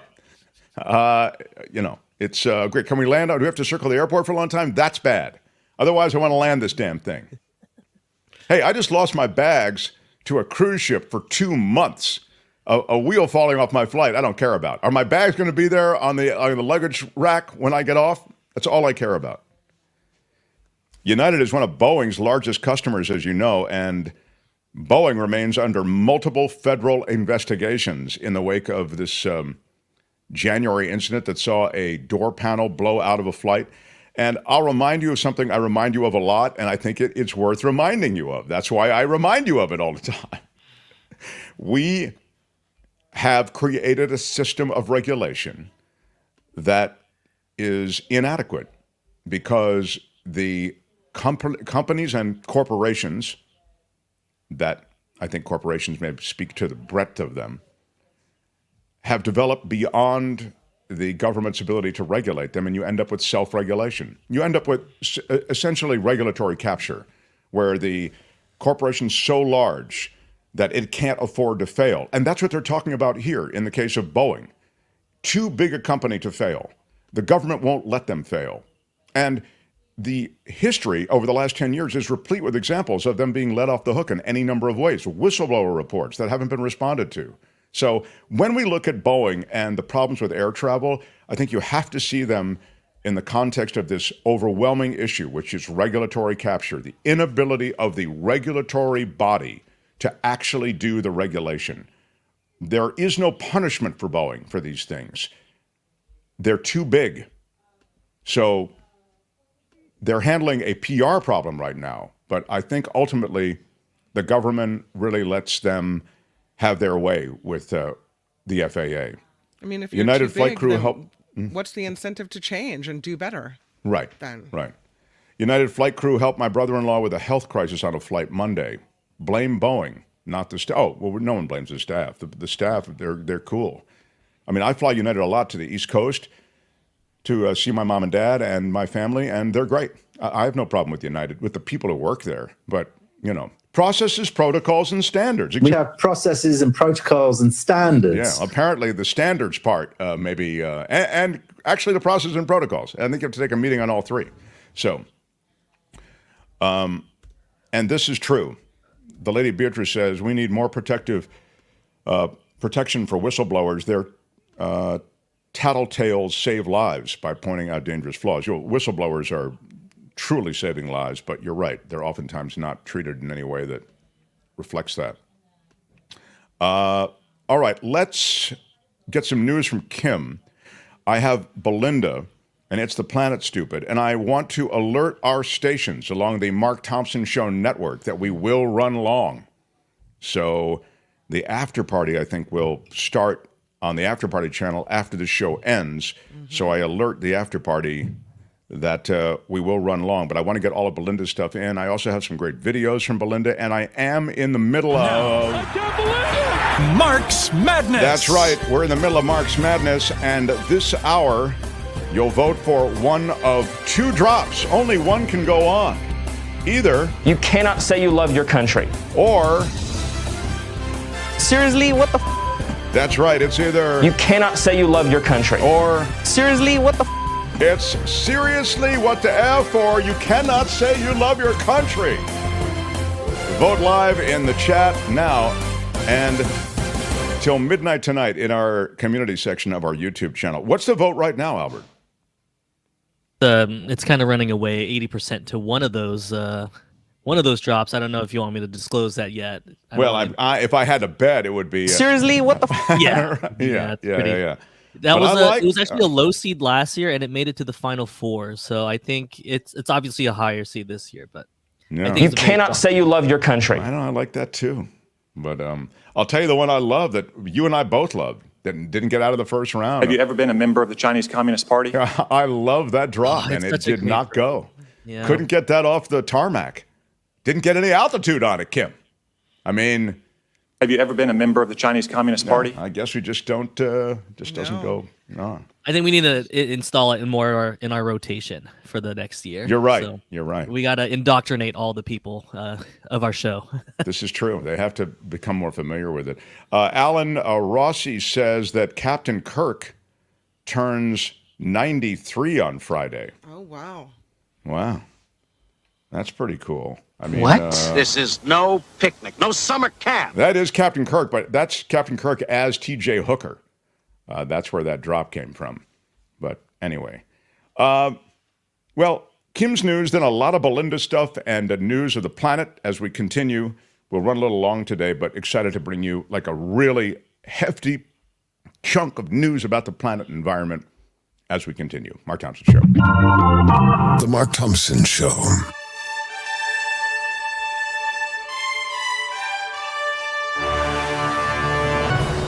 On the Mark Thompson Show, I'm Kim McAllister, and I have to tell you today that there's some exciting news when it comes to the environment. The Biden administration is rolling out new tailpipe rules that are meant to boost electric vehicles and hybrids as well. This happened today, the Biden administration finalizing what is being called a very significant piece of the climate agenda. The strong new tailpipe rules for passenger cars and trucks meant to push U.S. auto market toward the electric vehicles and the hybrids as well. The rules are going to be phased in a little more slowly than they wanted to give automakers more time and more choices on how they're going to comply with the rules. They wanted a fast ramp up to this. It would have ensured 2/3 of all vehicles sold were electric by the end of this decade. So they're slowing it down a little bit on that. But they are still moving forward with this. And President Biden is saying all of the cars will be made by American workers. He said today, U.S. workers will lead the world on autos making clean cars and trucks, each stamped made in America. And he said, you have my word. Wow. Okay. Yeah. Well, that's, so there you go. Yeah. In other news, I mean, there are a lot of the big auto plants in Mexico. And I know Trump was talking about Mexico, but it's just one of the places where there's some big auto plants. So, I mean, I think now there's increasingly, and if you look at any American vehicle, even the ones built in this country, they have a lot of parts that come from outside of this country, particularly as they become increasingly computerized and all sorts of technology goes into them. So it's always interesting to me when I hear a president say this kind of thing. I understand that there's a political master that he's serving in doing that, but I also think that there's a denial of reality, which is that increasingly, a lot of this production of things like this, there's the Rivian, is done, although the Rivian, I think, is produced in this country completely, right? I don't know if it's completely made here, but I know it's an American company. It's a Bay Area company, as a matter of fact. Yeah, but in any case, all I'm trying to say is increasingly it's a supply chain that comes from a lot of different places that goes into these vehicles. Back to Texas. The state of Texas wants this controversial immigration law put back on the books. The Texas law will allow local police to arrest anyone they suspect of crossing the border illegally. As we mentioned earlier, a panel put the law into effect late last night. A 3-judge U.S. Circuit Court panel removed the law. So this is not making the governor of Texas very happy. Let's just say that. Interest rates are expected to be cut sometime this year. I have a picture of interest rates because, there you go. A little graphic for you. It's not now. They're not doing it now. The Federal Reserve announcing it's leaving interest rates unchanged. The current federal funds rate level is at its highest in more than 23 years. But again, interest rates are expected to be cut sometime this year. So that's what we know. In other news, this whole impeachment situation, the House Oversight Committee hearing more testimony into this Republican-led impeachment inquiry into President Biden. 2 of Hunter Biden's former business partners and the former Rudy Giuliani associate, Lev Parnell, testifying today. Republicans claim the president carried out an influence scheme and was involved in his family's foreign business ventures. That is not what they are hearing from witnesses, so maybe it's not what they are hoping for. The State Department says the United States is working on helicopter evacuations for Americans stuck in Haiti. According to the State Department, there are about 1,000 Americans in Haiti right now. The helicopters are expected to make multiple trips from Port-au-Prince to the Dominican Republic. The man famous for sweating to the oldies says he has skin cancer. Yeah, this is Richard Simmons. He's apparently not doing too well. He had a weird post yesterday saying that he was dying, but he's not really dying, apparently. He just was making a point that everyone should live like it's their last day on Earth. But yes, he has skin cancer. Richard Simmons on social media had this weird post. The 75-year-old fitness guru said he was diagnosed actually with basal cell carcinoma. He went through a big thing about the drama of having it removed, but apparently he's doing well. He's going to recover from this and says he's not dying. Everybody's dying. We're all in a cycle of dying. Oh, he's that's okay. Nice. And Merry Christmas, everybody. And Merry Christmas. His face looks like it was pasted onto that body, doesn't it? I don't know. I mean, everyone's getting older, Mark. No, I'm not saying he looks bad. I'm saying he just looks pasted on. In fact, I think he looks good. Oh. I hope I look like that when I'm dying, but apparently I'm dying right now. I didn't realize. So yeah, You're dying. I'm just saying. Okay. We're all dying. Kim, how are you? All right. Great. As many as 2,000 vacant Los Angeles City Hall positions may be eliminated. That is it. Everybody's got to save some money somewhere. Something's got to go. So the move is under consideration as Mayor Karen Bass deals with a worsening budget outlook.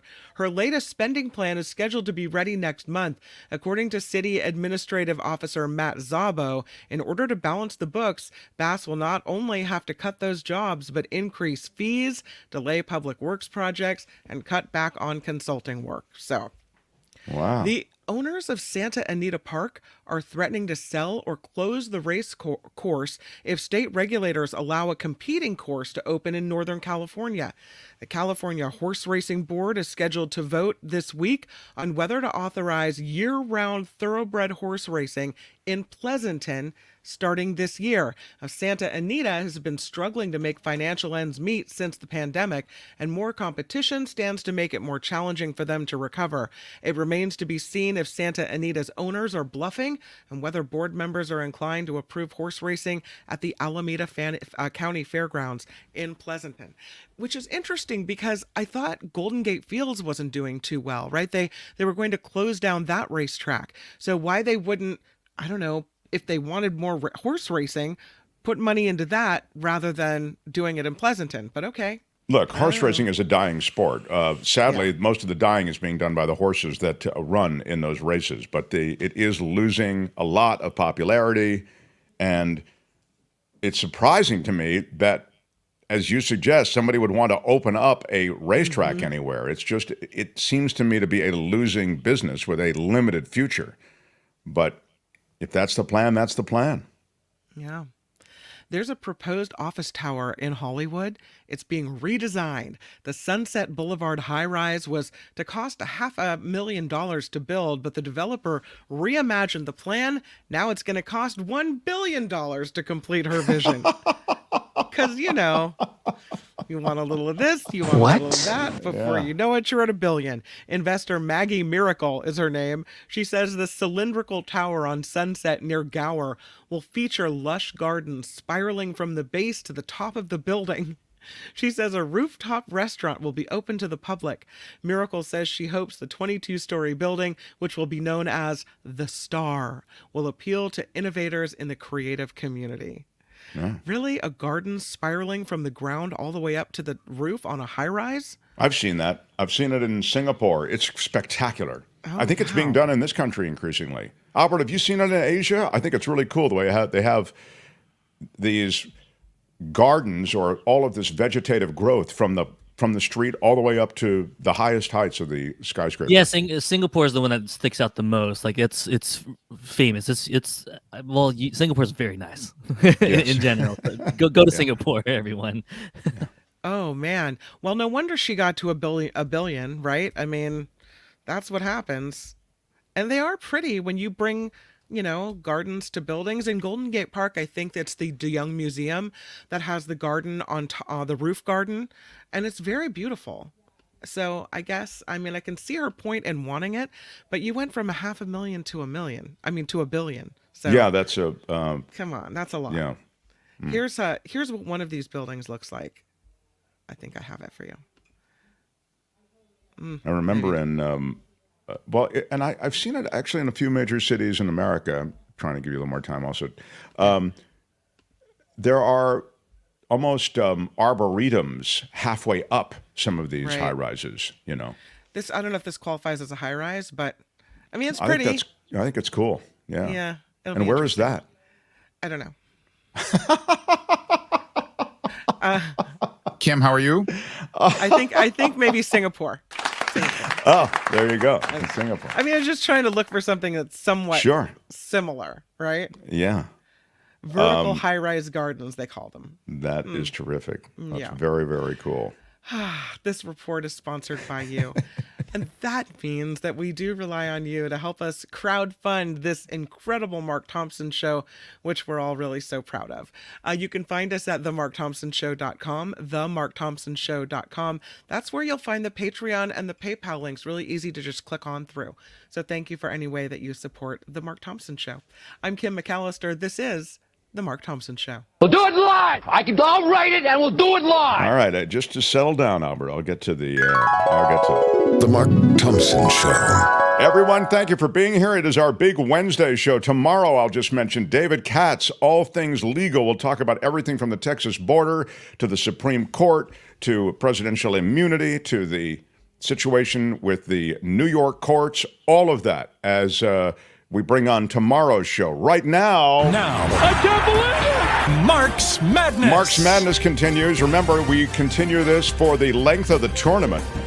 And you'll vote, even if you don't have a bracket, you just vote for one of these two drops to move on to the next round. And we do them each and every day through the month of March. Either right now, you'll vote for... You cannot say you love your country. You cannot say you love your country, or... Seriously, what the Again, it's either... You cannot say you love your country. Or... Seriously, what the And good luck. You can vote till midnight tonight in the community section of our YouTube channel. So... The Mark Thompson Show. I want to hit you with one quick note in the world of It's the Planet Stupid. Then we'll get to Belinda, and she left us a couple of videos, and this show will run long. I am telling you that now. So if you have plans, you can catch the tail end later. But this is, I think, a really juicy segment. And I have a surprising piece of news, and then I'll get to Belinda. Canada has worse air than the U.S. How did Canada end up with worse air than the U.S.? Well, they had those massive wildfires, right? And that's the reason. Canada's pristine air quality, long been praised by its citizens, prized by its government, but thick plumes of smoke and miles of haze released by a record-breaking season of wildfires deteriorated the country's air so much that it has fallen behind the United States for the first time on record. That is the damage of all of those fires. In the 6th Annual World Air Quality Report released just yesterday, the Switzerland-based IQ Air found overall air quality in Canada was worse than its southern neighbor, America. One of the 15 most polluted cities in the two countries, of the 15 most polluted cities in all of Canada and all of America, of the 15 most polluted cities, 14 of them were in Canada. Canada and the U.S. ranked 93 and 102 for their air quality. Bangladesh is the most polluted place on Earth when it comes to the air. The bulk of the communities affected in Canada are in the western provinces. That's where they were most affected by the fires. So really a sad comment on two things. A, how crappy the air is in America generally, and how pristine air can end up being unhealthful in a hurry. All that has to happen is these fires, which we get a lot of in the West. We've been fairly lucky in California, as you know, this past fire season. And as we continue now, we hope that will be the trend. But Canada, our neighbors to the north, really enduring a lot in terms of air quality. And the report is out. It's worse than ours. Now, Belinda Waymouth is our correspondent for It's the Planet Stupid. She sent us, on her first day in the Grand Canyon, a couple of videos. Can you run them, Albert? Yes, here we go. Hey, I think we should call this segment not It's the Planet Stupid, but It's the Planet You're Welcome. So I'm on the south rim of the Grand Canyon, and all the water for this part of the Grand Canyon comes from the north rim. There are falls that are over there, and they have to pipe the water 15 miles from there over to here, and then they store it in tanks like these. You get to use it for drinking and cooking, and then they recycle it, and that's what goes in the loos, the toilets, and then for irrigation, because water is a super precious resource on this part of the Grand Canyon, the southern rim. And you'll see the elks eating the snow to get their water in just a second.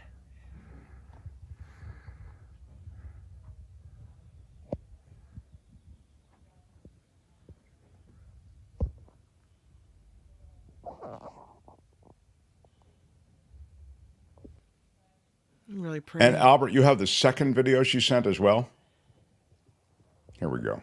You can see the elks. The animals we share the planet with. I mean, that's what, 8 of them, I think, there? Wow. Yeah.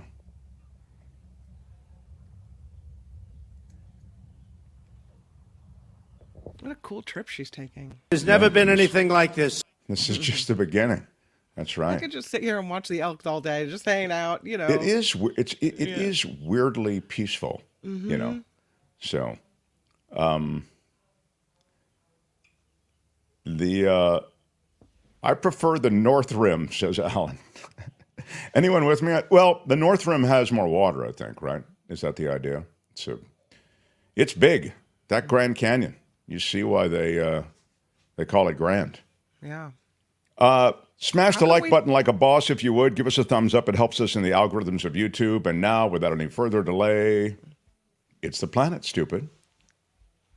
The planet Earth. Some call me nature. I am very passionate about the planet Earth. A living, breathing planet capable of sustaining whatever life forms we see fit to deposit on it. Spock, judging by the pollution content of the atmosphere, I believe we have arrived. It's the planet stupid. No. It's the planet stupid. The planet Earth. Some call me nature. I am very passionate about the planet Earth. A living, breathing planet capable of sustaining whatever life forms we see fit to deposit on it. Spock, judging by the pollution content of the atmosphere, I believe we have arrived. It's the planet stupid. No. It's the planet stupid. Our guide for It's the Planet Stupid, Belinda Waymouth, everyone. Hello, Belinda. Good afternoon, Mark. How are you? I am well. I trust the planet is not in the best shape, I guess. It's I never feel as though we're really getting the upper hand of the planet, but you actually do have some good stories, news stories. That's kind of, the coin of your realm. In addition to covering those things that are in dire circumstance, you also show where we are making changes. So, and actually making improvements and where there is hope. And there is some of that in today's offering. I saw that electricity is, and demand for electricity is off the scale. Yeah, it's climbing. We had this plateau with electricity demand in the US for a while, and now we're ramping up. And we're ramping up for a few reasons. One of them is that manufacturing is surging again, and ironically, some of that manufacturing is manufacturing to do with renewable energy. Making batteries, storage capabilities, solar panel, and wind turbine manufacturing. So that all takes electricity. But we also have these enormous data centers. I mean, you'll see, in Virginia, I mean, they're just popping up everywhere. And data centers require a lot of electricity. They say with AI, we could triple the electricity needs. The other thing that's happening is the planet's getting warmer. And so people who live in hot states in the summer, they're turning on their air conditioning, and maybe they're going to be needing their air conditioning in seasons that aren't, typically our warm seasons. I mean, we just had this crazy, the hottest February on record, and this was after 10 months of record-breaking months. So, we're dealing with this hotter planet, and so, of course, electrical needs are going to go up. And the thing is, we're not keeping pace. I mean, last year, it was only in the whole of the US, this enormous country, only 250 miles of cables for transporting the heavy duty electricity were even laid. And it's sort of like the infrastructure aging problem that we're having. We need to upgrade, our water municipality, infrastructure. That needs to happen. And then, of course, we need to get going with the electricity, because the wind and the solar, which are the cheapest new generated electricity out there. And I need to point that out every time I talk about it, because these things are so politicized. And so we keep on getting told that, wind and solar, they're too expensive, or they don't make financial sense. They do. They're the cheapest, new generation of electricity. But we have to connect those turbines that are way out, off the eastern seaboard or, off the Pacific here on this side of the States, into the grid so that we can get that electricity. And that's going to take a lot of money and sort of. But that money has been earmarked already, hasn't it? As these various alternative energy projects have gone up, there's money included in the financing for that, the transfer of that electricity. Yes, yeah, absolutely, that's part of it. And so, what's happening? Sounds to me like excuse me for interrupting, but it sounds to me like the infrastructure associated with getting everybody the electricity has well been outpaced by the demand for that electricity right now, so that it's lagging. Yeah. This is the problem that we're in, and kind of ironically, Texas has this much faster tracked way of getting the renewable energy, into the grid, and there are now, experts saying, look, we need to follow the Texas model because it's, faster, it's more integrated, it's got a cool name, it's called Connect and Manage, and and they're doing it. So they actually are now getting more electricity from solar than California is, and California, I just have to point this out, and I sort of am a little all over the place, but I just wanted, this is a good snippet. California, for the 7th day in a row, generated more than 100% of their electricity from renewables. In fact, on Thursday, it was over 120%. Now, it wasn't for the whole day, it was for a finite amount of time, but what it shows us is it can happen, and we are on the right track. It's there. That's extraordinary, yeah. Yeah. So this politicization of renewable energy, transition. It's maddening, because the fact is the writing's on the wall. This is what we need to do. Where the temperatures are going up. I sent over one story, and this is just to sort of show what's happening with rising sea levels. The huge seawall that you sent over, this huge seawall that they built, right? And then what happened? So it's the coast of Massachusetts, a rich community. They were like, hey, we've got this big erosion problem because of sea level rise and these crazy storms that come in and take away our beach. We can't build sea walls because that's against the law in Massachusetts, and they actually don't work either. You get way more scouring of the sand when you have a solid structure. They bought in 15,000 tons of sand, price tag $500 million. How long do you think it lasted? The sand dune that they built to protect their property. How long, Mark? $500 million sand dune. Yeah. I mean, how long? Well, apparently, clearly it's a short time. Otherwise, you wouldn't tell me the story. I would think it would be years, though, normally. 72 hours, and it was swept away. It's so the fact is, and now they've got one of their, they've got that's a politician. Embarrassing, expensive. It's everything bad. It's ridiculous. It's really ridiculous. So now they're talking about, we're going to get another $1.5 million of federal funding to protect this coastline. Well, that's 3 of those seawalls. If they come in at $500 million, that's 3 sand dunes you're going to put in and see washed away. I mean, people, we need to be retreating from these super vulnerable coastal areas. But to get back to the electricity, because this has got there's a nice end to this. So we've got states now like, Tennessee, Georgia, North Carolina, South Carolina. Well, before you say, wait a minute, before you get, it was 500, you said $500 million. It was $500,000, right? No, 500 million. The sand wall that they put up was $500 million. That's half $500 million. They bought in sand dune. They bought in 15,000 tons of sand, right? 15,000 tons of sand. Okay. Yeah, at the cost of $500,000. Sorry, $500,000. Yeah, $500,000. Yeah. Holy cow! 500 million is $500 million, and it goes away in 72 hours. Look, this is no brag that you spent $500,000 and it went away in 72 hours. But I'm just saying there is a difference. Okay. No. Sorry, guys. My math. Usually, I'm quite good at this stuff. So that was a. So okay. So one and a half. I was trying to figure out how they got $500 million to begin with. I think $500 million. How do they get that money? Anyway, go ahead. All right. There were too many zeros. I got muddled up. It's off point. Anyway, go back to your please. So if they have 1.5 million and they earmark, then that's three of them. That's what made me think of it when you said that's three of them. Oh, wait a minute.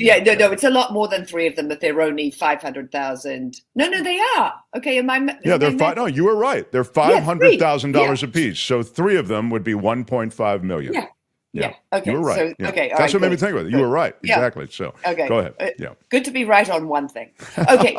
So what's happening with this this increase? This predicted, and suddenly it's upon us. Man, we're going to need a lot more electricity because we're charging our EVs. We're building these data centers. So we've got all these states that are saying, okay, we need to keep our big coal-fired power plants open, and we need to build a whole lot more gas, without actually looking at, hey, could we do this with renewables? Because they just see we build a whole lot of gas-fired power plants, and we make a lot of money out of that, right away, and the taxpayer, pays for the cost of construction, blah blah blah.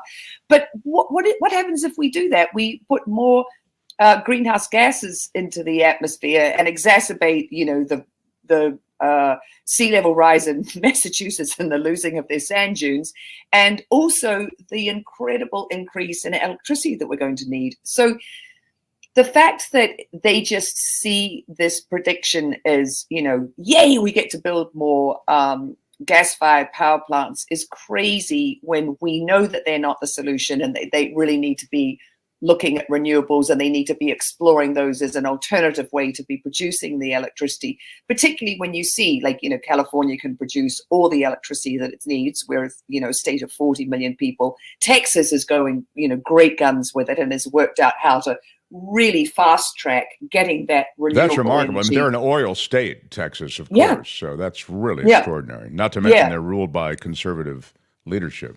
Yeah, exactly. So one of the problems that we have with wind and solar is there's this really onerous permitting process. It can take years to say, yes, the environmental impact won't be too great. Yes, it will be this. Yes, and there's the solution to this, or one of the proposed solutions, which I really love, comes from a guy called Adam Met. He is out of New York. He's part of a trio of brothers. They have a band, an indie rock band, AJR, their names. So he's Adam, and Adam is also a climate, like wonk. He's really into how do we fix the climate, and so he came up with this brilliant idea. So we have all these drilling for gas and oil that have been permitted to happen on state and federal land. As it's already been permitted, hey, why don't we piggyback some renewables on that? And they're huge land masses. We can put in solar panels, we can put in wind turbines. And he got a bipartisan duo of politicians. So one of them is this guy, John Curtis. He's a Republican out of Utah. The other is Mike Levin. He's a Democrat out of California. And they have approached the Deb Haaland, who heads up the, she's the Interior Secretary.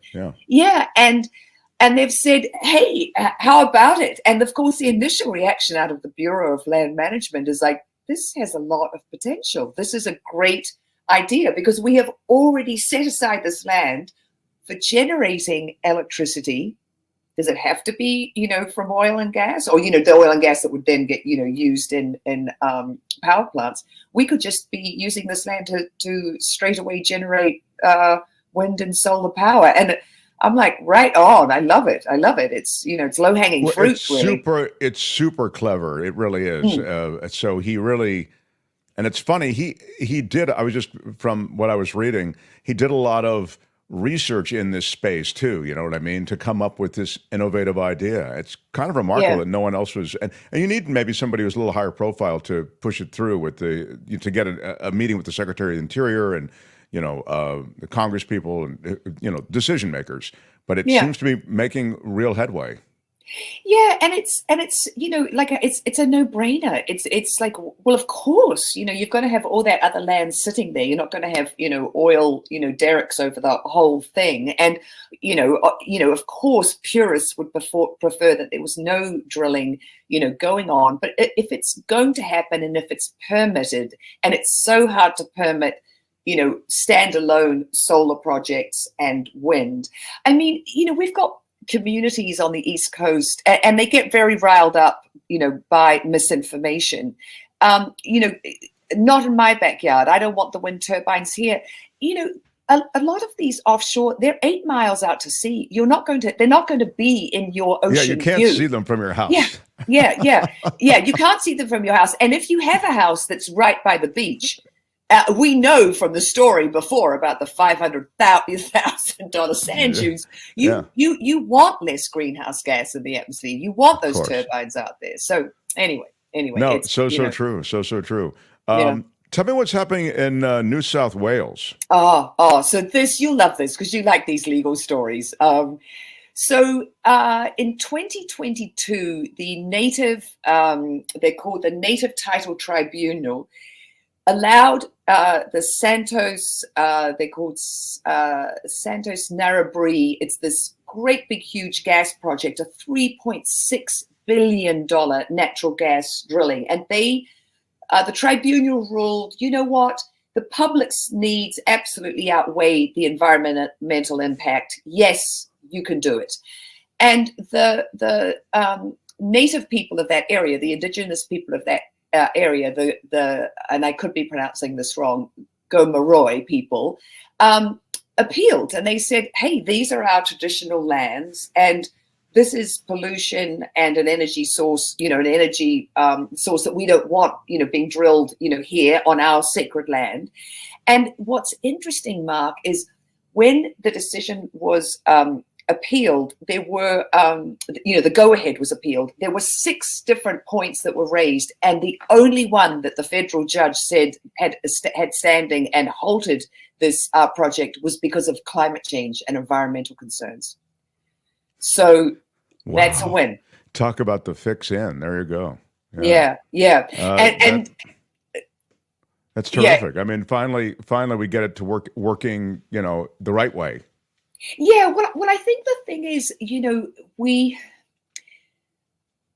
the science is in, and the facts, I mean, we're being, faced with them every day now. We see it. We see climate change. We feel it. And so you're getting, it's not this existential crisis that's sort of somewhere in the future and you're not feeling we're feeling the impacts of it now. And so, of course, you're getting judges and people who just have more knowledge of it, because there wasn't enough knowledge of it before. Now there is, and so we're getting more. I agree. I mean, now judges of the sort that were involved in that decision see this coming down, and they view this as a truly serious existential threat, and their view is, we can rectify this, or we can at least be part of trying to rectify this situation. So they act on behalf. It's really terrific to see judges finally stepping up, maybe, and joining advocacy. I mean, not to break the law, but just simply to offer those legal protections that can be there. Well, to say that, that climate change is really a threat. And if these are your, sacred lands, why should they have this, polluting, industry on them? And those people, they have legal protections of their land. Why shouldn't those legal protections be upheld? Yeah, exactly. And the crazy thing is, we were talking about this, you and I, last week in our segment, we're very, the balance right now is so sort of in favor of fossil fuels and the subsidies. And this stuff is really stopping us from making the transition. And, I was, my Australian source who I was talking to was telling me, that in Australia, just to give you an idea of how out of whack it is. So Australia is a huge fossil fuel producer, and the revenue that they get from the fossil fuel industry in Australia, the tax revenue per year is $2.28 billion. That's what the fossil fuel industry brings in. for comparison, what students who've been to university, what their debt is garnering with the taxes that they then owe to the government, $4.9 billion. So Australian students are putting more into the kitty than the fossil fuel industry. Well, and the reason that's instructive is then you're saying that's because of tax breaks for big fossil fuel companies, and that students who are paying taxes on they're paying taxes on loans. Is that what they're doing? I take it, or well, how are the students taxed there? It's the revenue that the government gets from the student loan, from the money that they have. I see. They tax. I'm sorry. They tax it on one. Yeah, they tax it on down the way. In effect. The repayment, the interest that they owe. They're making more out of the students than they're making out of the fossil fuel industry. Which but that's again to the original point. That's because of the tax breaks that the fossil fuel companies get. Yeah, and it's bonkers. It's bonkers. Yeah. Like you don't want to be saddling your young people with that kind of debt, and then letting an industry that's making record profits to our demise, that are causing the planet to suffer. I mean, it doesn't make sense, and.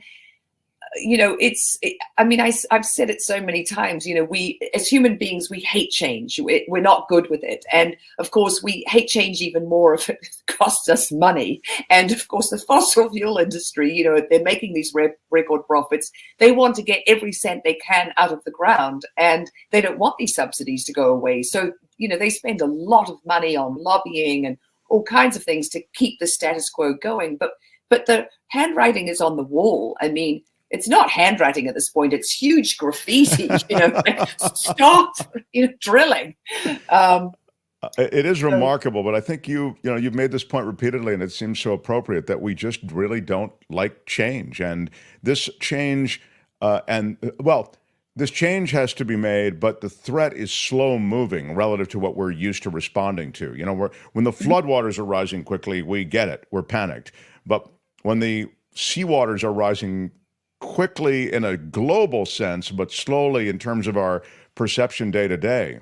Yeah. Although that seawall story is still amazing. I don't care what it cost. They built this whole thing. It only lasted 72 hours. I mean, come on. 3 days. 3 days and it was gone. Crazy. Yeah, just wild. They thought it was going to be there for at least a year. And then what local politicians said was, but it still did its job and it stopped. The damage could have been worse from that storm. And it's like, guys, there are better ways to spend the money. And, the fact is, you know what's coming, and that there is going to have to be this, managed retreat, and we are going to have to, make reality our friend with what's happening on the planet. But it's just sort of this digging in of the fingernails and really wanting to, to eke every, sort of penny they can out of, fossil fuels, and also to, to not have to change. But it's, this is not, it's not realistic at this point. I mean, we have to be adapting. We have to, it's not just mitigation. Right. We have to adapt to what's happening. I mean, we beat our chests about how smart we are, and we're the but it's bizarre that we have a species like human beings so intelligent, so flexible. One of the reasons we've done so well through the eons is because of our flexibility. Our societies are able to be malleable enough that they're able to adjust to various conditions. And still, this one is going to require a much bigger lift. But it's very cool that today there are a few indications that people are finally getting the memo, and courts around the world are getting the memo as well, that these native lands have to be protected, and that, we need to disincentivize dirty fuel. It just, it can't be underwritten the way it was in the last administration. I mean, where, they were banging the drum for coal. It was, it's like, as though it's like 1905 all over again, Anyway. No, idiotic, completely idiotic. Belinda Waymouth, you can find her on social media at Belinda Waymouth, is Waymouth. You can follow her on Instagram at that same handle. Belinda, thank you so much for spending time with us. Appreciate it. My pleasure. Belinda Waymouth, everybody. Talk to you soon. More. It's the planet stupid. No, it's the planet, stupid. Next time, only on The Mark Thompson Show. The Mark Thompson Show. Albert, Mark, you think you're muted? we're in the middle of a internal Hello. investigation. Oh my gosh, I think Albert, that's not the video. That is the segment that we recorded, which is fine. But Tony put a bunch of pictures and everything all over the segment so it would be more watchable and more enjoyable for the audience. And that's not the video that ran. Well, it is what it What is. happened? Why are you yelling? Well, it's not too late. That's exactly the kind of attitude that has led us to this place. Well, it's too late. Oh, it looks okay to me.